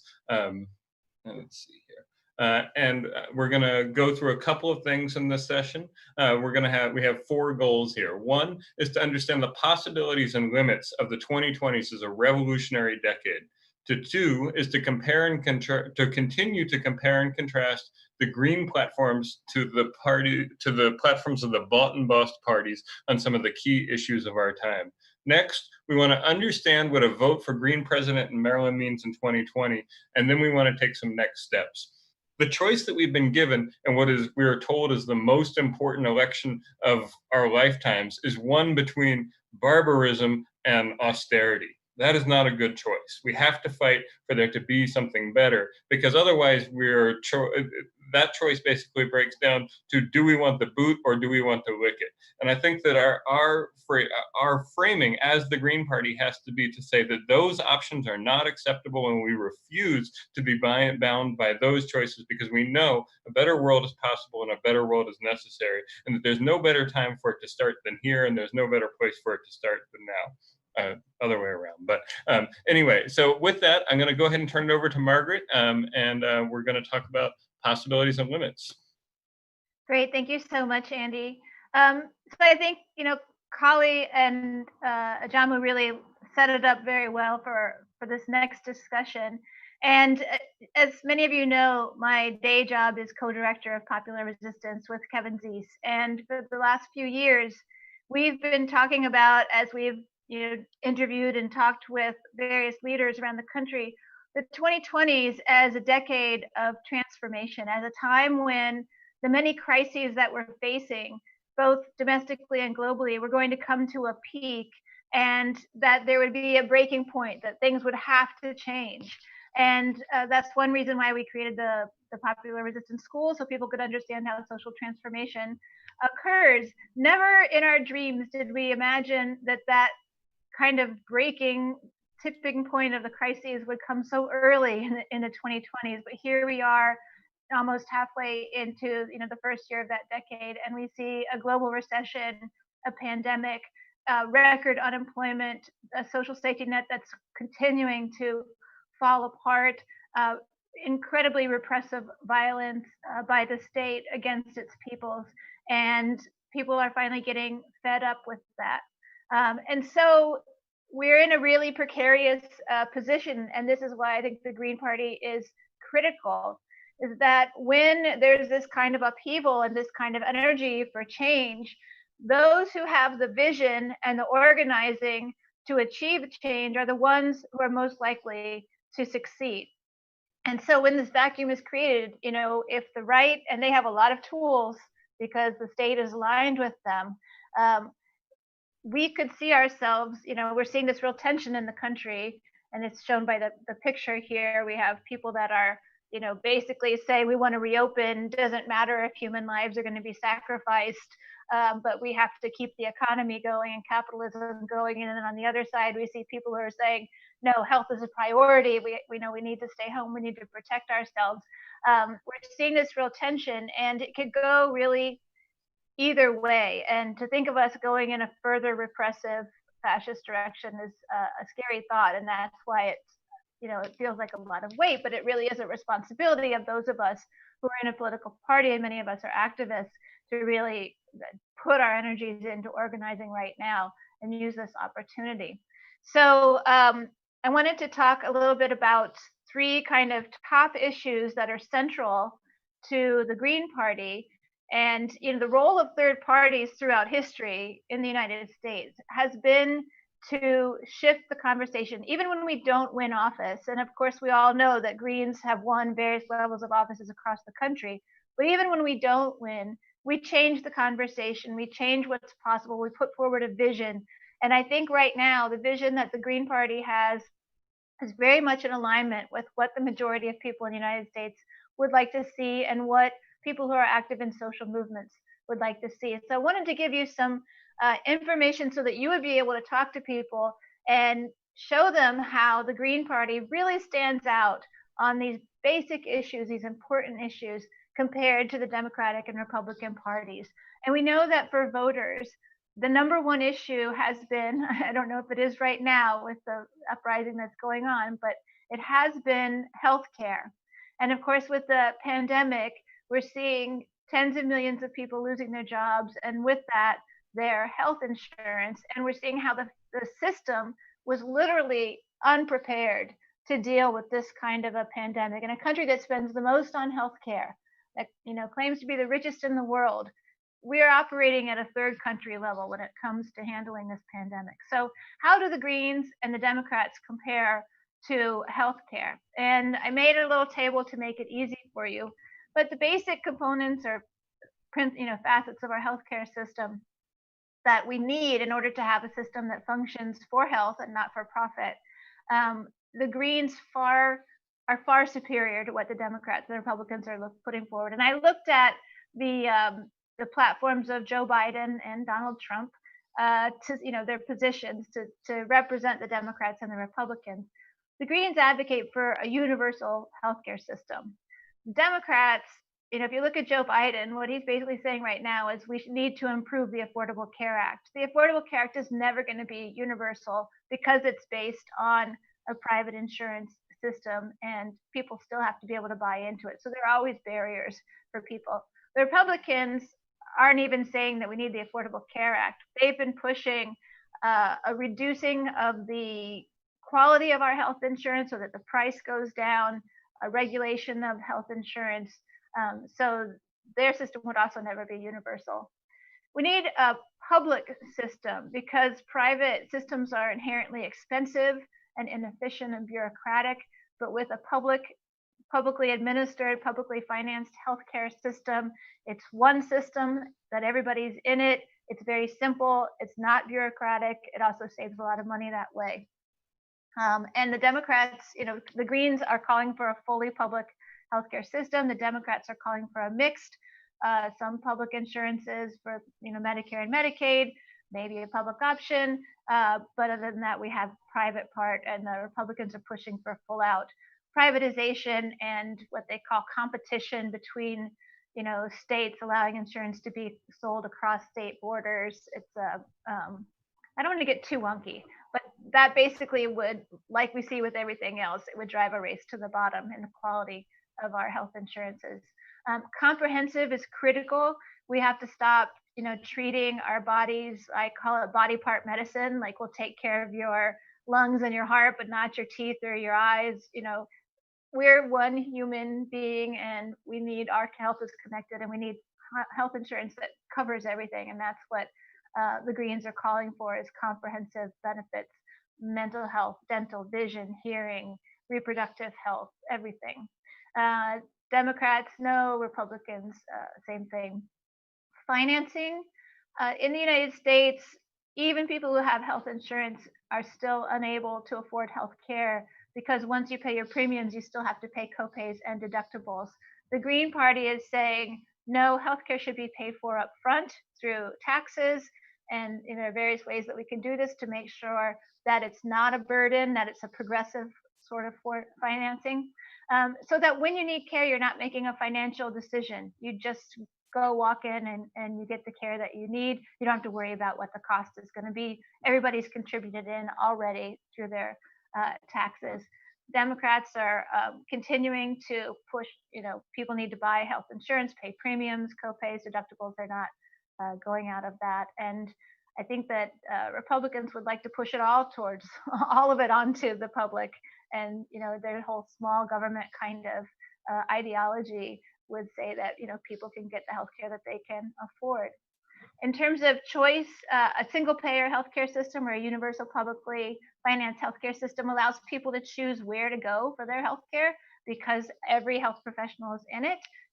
It also allows people to choose their care without a private insurance company telling them whether they are authorized to have it or not. It becomes a decision between patients and their physicians. That's not the case with Democrats or Republicans. Also, portability. Wherever you go, your coverage goes with you because it's a national coverage. Participation in the healthcare systems that we advocate for, people need to have a say over that system. They need to have input into that system. And what, like the Hawkins campaign and Disclosure, I helped him develop his healthcare platform, but it's based on Ron Dellum's platform, and it's basically going down to the level of communities being able to have control over their health facilities and make decisions about how they want those facilities to operate, what services they want to see, and how to serve the community best. And then being lifelong under a national improved Medicare for all or a national health system, you're covered from the time you're born until the time you die. So these are the things that we need to make a healthcare system that actually functions for health, and it's something that the other two parties are falling, woefully behind on. Let's go to the next one. The next issue is the climate crisis. And, there's a lot of talk right now of the Green New Deal, and we have to remember that it was the Green Party that brought the Green New Deal to the United States. Looking at the various plans, the Green Party is calling for to be carbon, neutral, carbon free by 2030. Democrats are 2050, and Republicans are dropping us out of the Paris Climate Agreement. So I don't think they have any timeline. The Greens are also very explicit about the energy needing to be clean. We have to get off of fossil fuel. We have to get away from nuclear energy and go to sources that are sustainable. While the Democrats are still following, even in their Green New Deal, we're not specifying about making sure that we eliminate nuclear and fossil fuels. And of course, we see under the President Trump an expansion or attempt, and that happened under Obama too. President Obama actually made us the #1 producer of new oil and gas in the world, and Trump has been trying to continue that with trying to get leases on public lands even. Fortunately, that's being challenged. Various sectors are going to have to change if we're going to address the climate crisis. Big ones like manufacturing, agriculture, transportation, and the structures, our houses and the buildings around us. And the Green Party Green New Deal is really also very explicit about moving towards zero waste, carbon neutral, zero waste, clean energy manufacturing, regenerative agriculture, mass transit-based transit system, and energy efficient carbon neutral structures. The Green Party Green New Deal, as laid out by Howie Hawkins, because he was the one who actually did kind of an economic study and crunched the numbers, would create 38 million jobs. We don't hear the Democrats talking about the number of jobs or even a jobs guarantee, which is something that we really need. Ownership, we're talking about in the Green Party, public ownership and democratic ownership. So forms like cooperatives, things that put the power into the hands of the people so that we make sure that they're operating not for profit, but for our interests. And then making sure that our basic needs are met. The Green New Deal put forward by the Green Party calls for universal health care, housing, education, an economic bill of rights for people. And then we're the only ones that are explicitly saying that we need to cut the military budget. Not only is the military the biggest polluter in the world and we're fighting wars for oil, but as we're all aware over the last few years, the military budget is taking up a bigger and bigger bite out of our federal discretionary spending. Now almost 2/3 of that goes to the military, leaving 1/3 for, for things like education and transportation and other basic needs. So we're calling for major cuts to the military to finance the Green New Deal. Let's go to the third one. And, when it comes to wars and foreign policy, this is another really key issue in this decade, because many of the analysts that we talked to are predicting that U.S. empire will no longer be an empire by the end of this decade. And I think that we're seeing a real rapid decline in U.S. hegemony. We're seeing, particularly under the Trump's presidency, that the U.S. is becoming isolated in the world, dropping out of treaties, as we see countries around the world calling for a global ceasefire, calling for a nuclear weapons ban, calling for cooperation to address the pandemic. The United States instead is taking the position of more economic punishment on countries like Venezuela and Iran, more threats of militarism, particularly against China, driving an arms race, provoking Russia. We're doing our largest military exercise this summer on the Pacific Rim. So we're escalating instead of joining the world in this call for really cooperation and collaboration. And I think that that's leading to countries excluding the US and no longer looking to the United States as any sort of a leader on the global stage. So you won't hear from either the Democrats or the Republicans to support for no first use of nuclear weapons, unilaterally disarming to a level that's really only a level that's necessary to be a deterrent, not this weapons race that we're seeing right now. There is a nuclear weapons ban treaty in the United Nations. Many countries have ratified it, and we need to, the US and Russia, the main, and China, actually I don't know about China, so don't quote me on that, but the US and Russia are the main holders of nuclear weapons. We really need to be talking to each other about how we can reduce that, ending the wars, closing our bases, bringing the troops home, cutting the military budget significantly, using, as I said, that to invest in a global Green New Deal. And then instead, the Green Party platform is really explicit that our foreign policy needs to be one of diplomacy and obeying international law. And this is something that the United States has just completely shunned. Jama often calls it, that we're the global gangsterism. The United States really has no regard by any means for international law. If you just look at, for instance, the unilateral coercive measures or sanctions that we're imposing on countries around the world and other entities, we have no legal basis for doing that, but the United States does that anyway. So the Green Party wants the United States to engage in using these legal structures, which are really the only way that we can deal with conflict around the world in a peaceful way, is to use the legal systems and the diplomatic systems that we have. So these are ways that the Green Party stands out. And again, I just wanted to bring these to people so you have these points to talk about. And then was there another slide, or was that the ending? Nope, then now it's. There you go.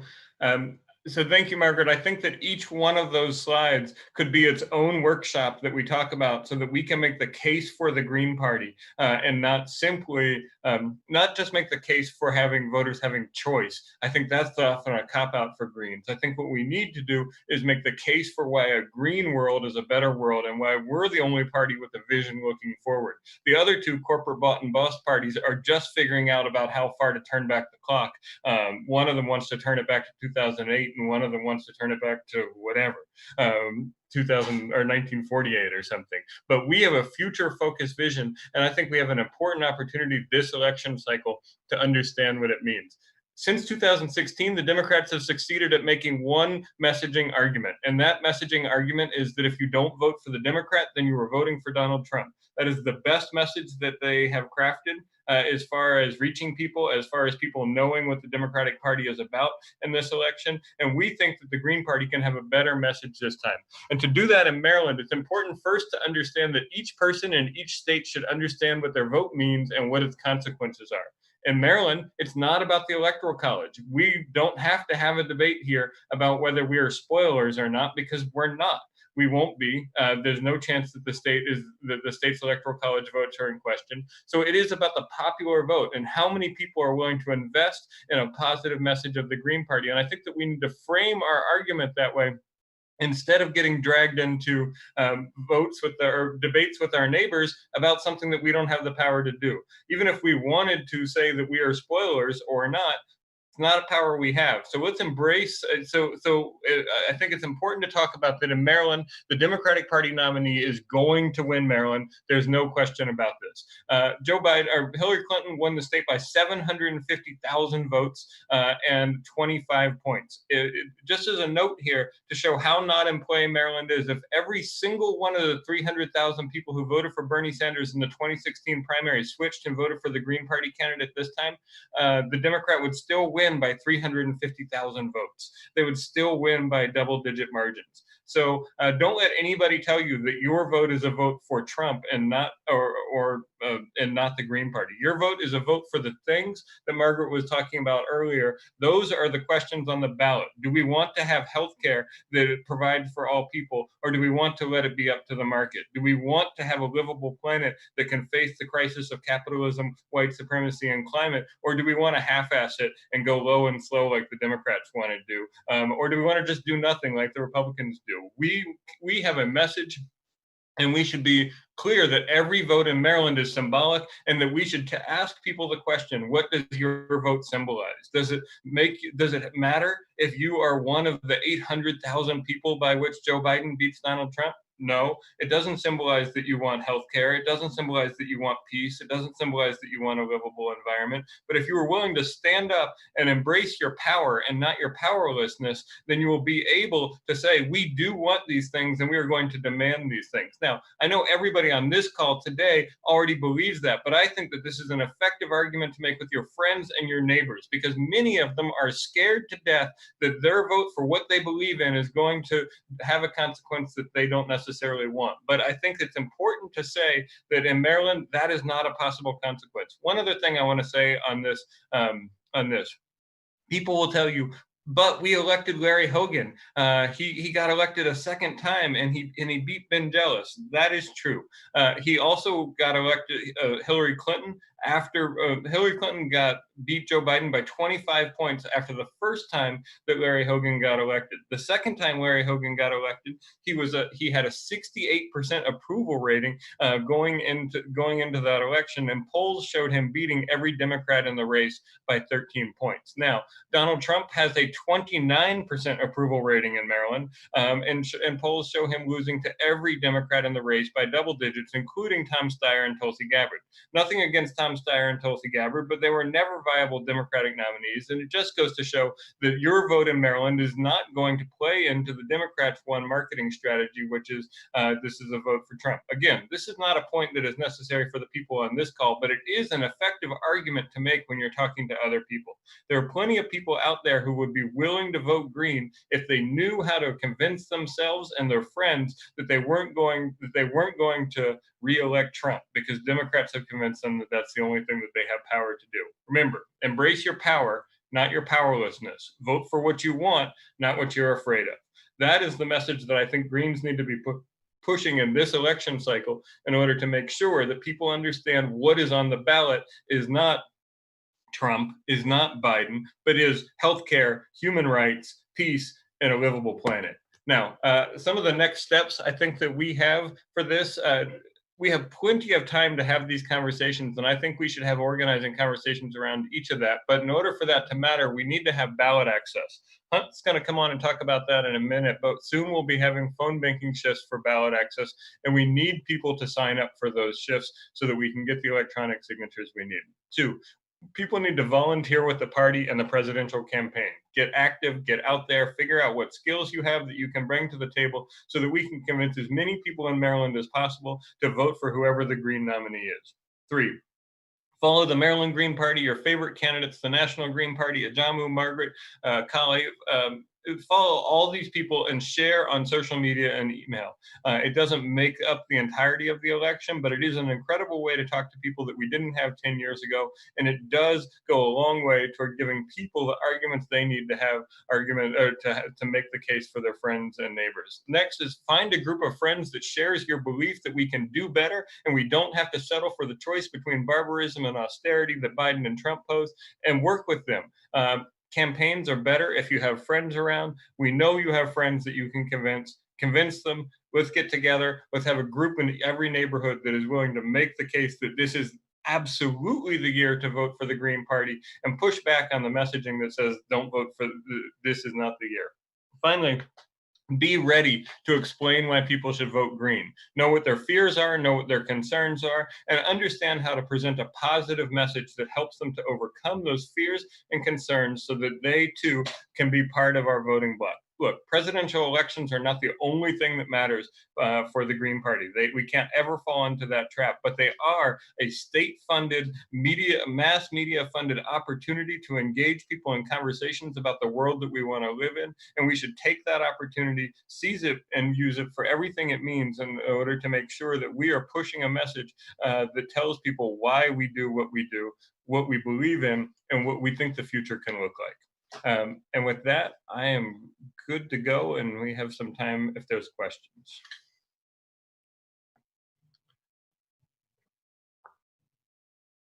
If anyone has questions, you can just print that in the chat box or in the Q&A at the bottom of your screen.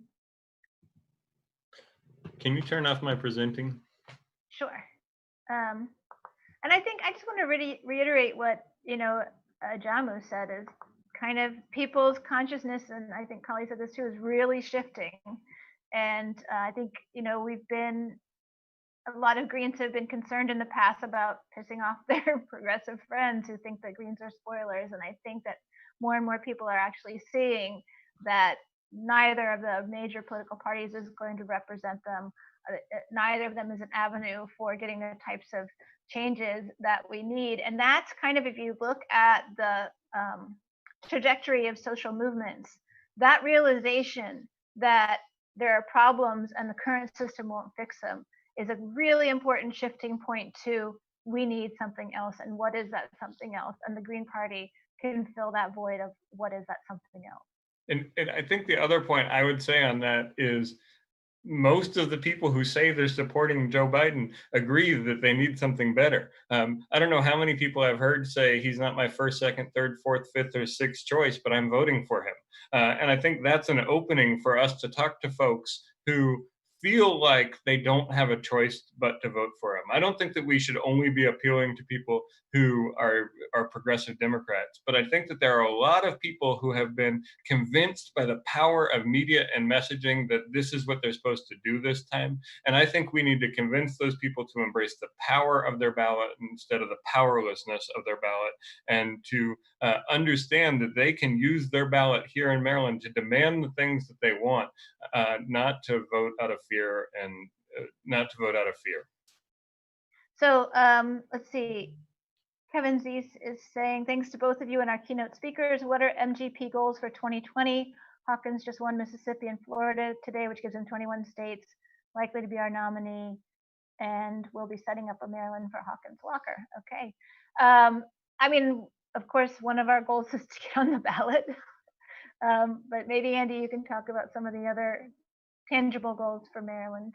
Well, so probably as of about 1:10, it's not my job to necessarily set the goals anymore, but my personal goals are to get us on the ballot and to see that lawsuit through to the end so that we can be on the ballot, to do some of the great things that were discussed in this call as things that the Maryland Green Party can do. I thought that Marsha had some great suggestions of things that we can get involved in, and to really listen to the wisdom of the people who were speaking today in order to get our party set up so that we're working at the ballot box, we're working in organizations, we're working in communities, and we're working in the streets in order to make sure that we can be all that everybody in this call hopes we can be. And I just add to that elections aren't, we know we aren't going to elect our way out of the crises that we're in, but they are an important tool. And so this presidential election, if we organize and get involved in campaigning, gives us an opportunity to get out there in whatever way we're able to do it in the COVID world, and talk to people about why the Green Party is important and start to draw more people in. And I think that, it's important to look at like who is our actual base going to be, and there are a lot of people who aren't Democrats or Republicans, who may not vote or see it as an important thing to do, but share our goals. And so we need to be talking to people, and bringing them into the party to help them understand this is a structure that we can use to affect political change. There was one more. Let's see. Thank you, Art. Exuberant, stimulating assembly. Eric says, I think visibility at the other conventions, such as holding up signs saying something like, remember folks, the Green Party. Also, I liked hearing from other Greens around the country other than Maryland and the Maryland Green Convention. Yeah, we did have a very strong presence in Philadelphia in 2016 and had a whole Dem exit type of thing set up, that brought a lot of energy into the party. Okay. And yeah, I'll make my slides available to anybody who wants them. Just email me, Margaret Flowers, MD@gmail.com. Yep, and I just will leave and say one last thing I definitely think we need to do is to have more of these policy discussions, so that people know what it is that the reason to vote green is, not just the reason not to vote green.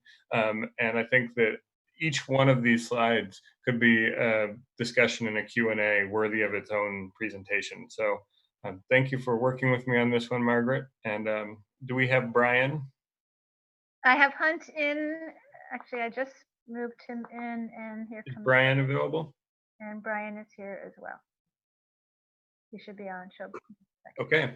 Next, we're going to turn it over to our treasurer, Brian Bittner, who ran our entire primary process this time. We had the difficulty of living in a COVID world and the difficulty of not having ballot access. Brian came up with a great system, executed it, and made sure that everyone got their ballots. And now he's here to tell us the results of our presidential primary votes and our delegate. I'll turn it over to Brian. Can you hear me, Brian? Oh, yeah. Okay. Well, thank you, Andy. And thanks everyone for participating in today's event and for everyone who participated in our primary election process. Every 4 years, the Green Party holds a national convention to select its nominee for President of the United States. This year's convention is going to be held virtually on July 11. You can learn more about that at gp.org. That's the National Green Party's website. Like all state Green parties and Green caucuses, Maryland is entitled to send delegates to cast the final votes for the party's presidential nominee. This year, Maryland is entitled to send 8 delegates to the convention. And after tabulating the results, I can announce that 3 of those delegates will be pledged to Dario Hunter, and 5 of those delegates will be pledged to Howie Hawkins. So congratulations to the candidates. And thanks again to all who participated in the process. Great, thank you. Thank you, Brian, I appreciate that. And we will get an announcement out about that. And the next thing, we have Hunt Hubbs, who is our ballot access coordinator. And Hunt is going to talk about what we need to do, the status of our ballot access campaign and what we need to do to get on the ballot so that people have the opportunity to vote for the Green Party this year. Hunt? All right, hello. Hello. So I'm Hunt, I'm the ballot access coordinator.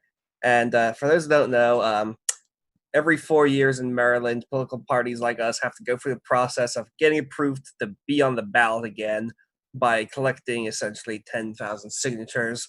And our deadline to do so is August 3rd.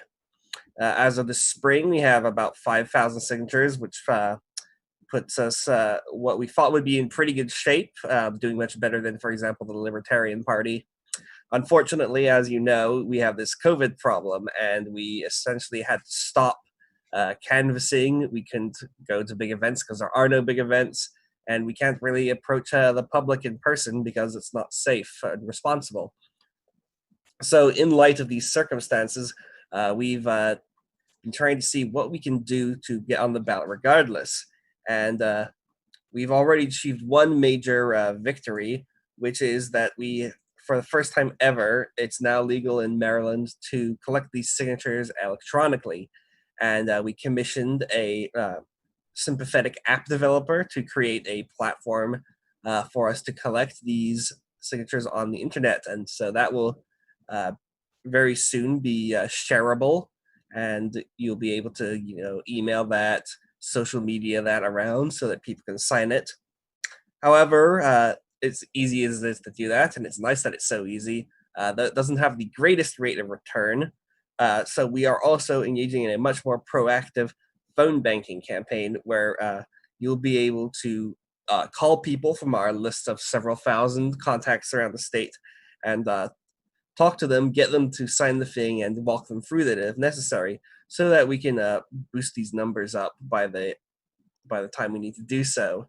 We'll be having our first training sessions for phone bank volunteers this Friday, June 5th, and Sunday, June 7th, 6 p.m. both of them.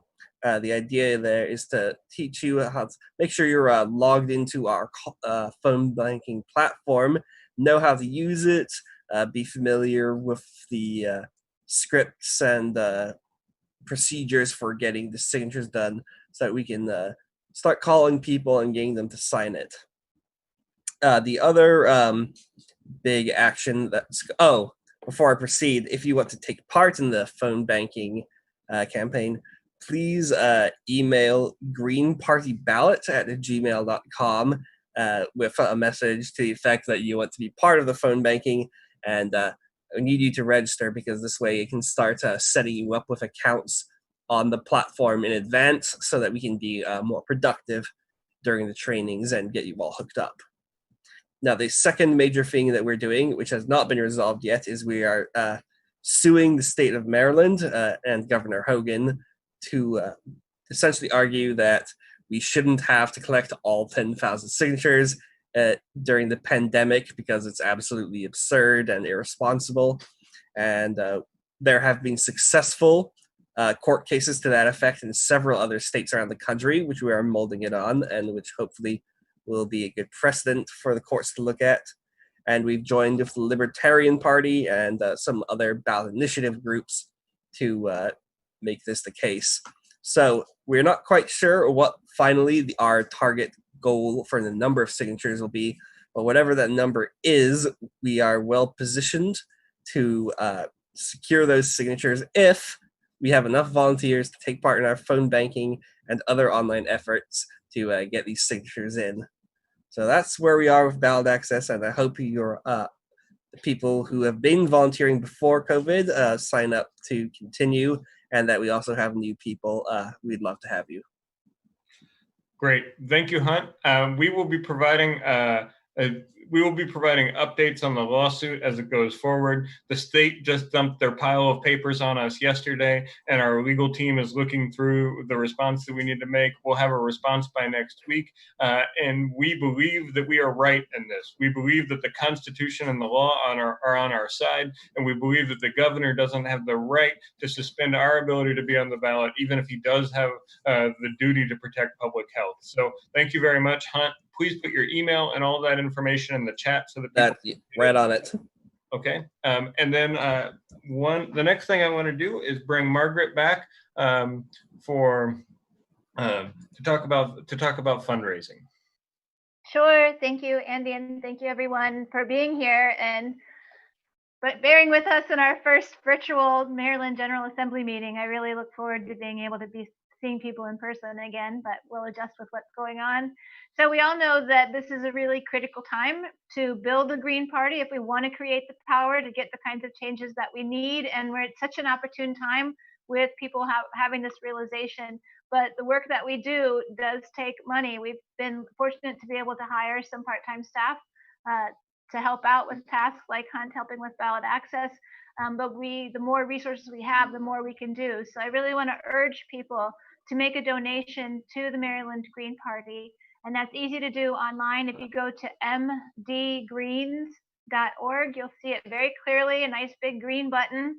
not far from the top on the left-hand side that you can click on to make a donation. Any amount is helpful. We are really good at using our resources in a way that, because we don't have a lot, we know how to make a little go a long way. So any amount that you can donate would be really helpful, but we can't build power without having the resources to be able to do that. So let's encourage each of you who's participated today, please go to MD for Maryland, mdgreens.org, and make a donation to your Maryland Green Party today. Thanks.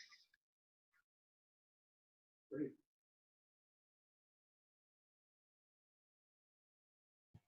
Thank you, Margaret. So before I want to turn it over to Tim Willard, who is our new chair, to close us out today. Or one of our new chairs to close us out today. But before I go, I want to take a moment to say thank you for the opportunity to be the chair of the co-chair of the Maryland Green Party for the last year. Thank you to all of the officers who have helped to do the work between the meetings, and thank you to the members of the Maryland Green Party who supported us with your volunteer hours, your donations, and your ideas, and yes, even your criticisms. It has been a great honor to be able to be the person who steers this ship through this year, and I'm excited about the leadership team that we have coming on.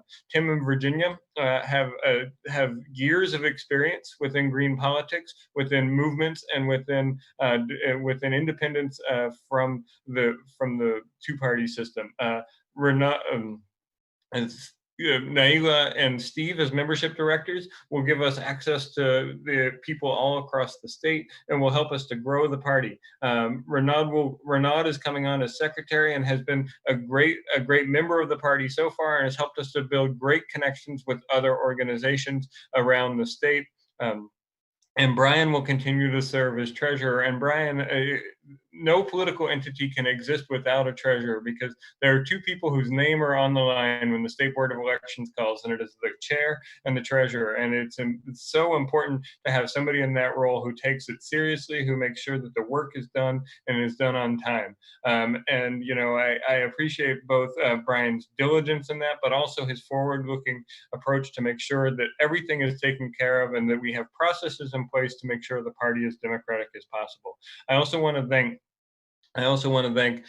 Virginia Smith, who is our outgoing secretary, who has done a great job of keeping wonderful notes and action items so that we can stay focused and that the talk of each meeting doesn't evaporate simply into the ether, as so often happens in many organizations. A great secretary, just like a great treasurer, is not just there to write things down, but to keep people focused and to make sure that the records of the organization are kept in a way that keeps momentum building. Virginia has done an excellent job of that. And finally, I want to thank Bill Berry, who has served 3 terms as our membership director. And Bill is actually term limited at this point. And as an advocate of term limits, I'm sure that he appreciates that. But Bill has done an excellent job on always making us remember that organizing is what we're supposed to be here to do, and to not simply settle for this is how we've always done it, but to push us to do things better and better each time, and to use best practices from organizing in order to make sure that we're reaching out to people and engaging. It has built a foundation that I'm excited to be able to leave looking back and saying, this has been a great year. There's been a great team of folks supporting us, and it has really been an honor to be able to be the co-chair for this year. Margaret, is Tim around so that we can hand it off to him to give the closing remarks? Oh, yes, my apologies. I should have been on that.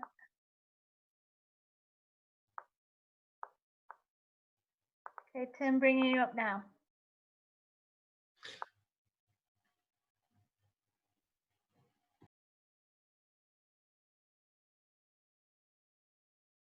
People hear me? Yep. Okay, I think I'm turning myself on. Well, anyway, Virginia couldn't be here, but I'm absolutely positive that she would join me in just giving an enormous thank you to Andy and all the work he's done in the past year. We've really had a good year. We've brought in new members. We increased our fundraising, We've gotten involved with more organizations around, more issues around the state. It's been good to see.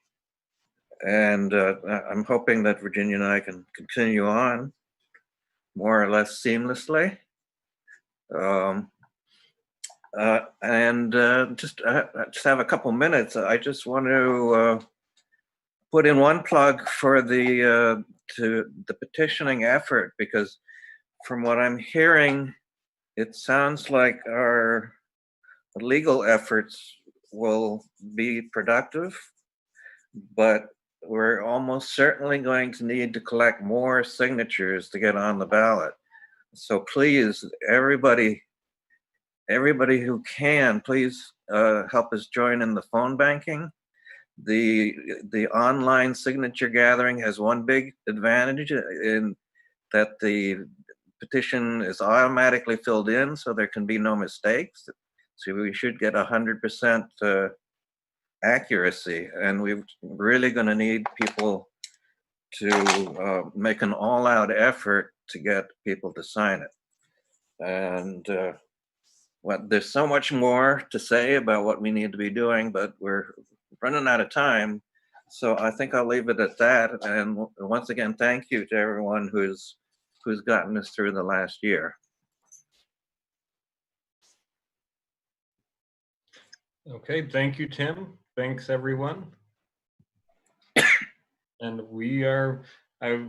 I say with that, we are ready to close the 2020 Maryland Green Party Assembly. Hopefully we have some lessons to learn about how to do a virtual one better, but I feel like we had a great set of conversations today, and I look forward to talking to everybody about what they think the next steps are. Thank you, Tim. Thank you, Margaret, and thank you to all the speakers.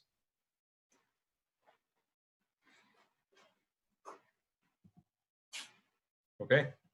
All right.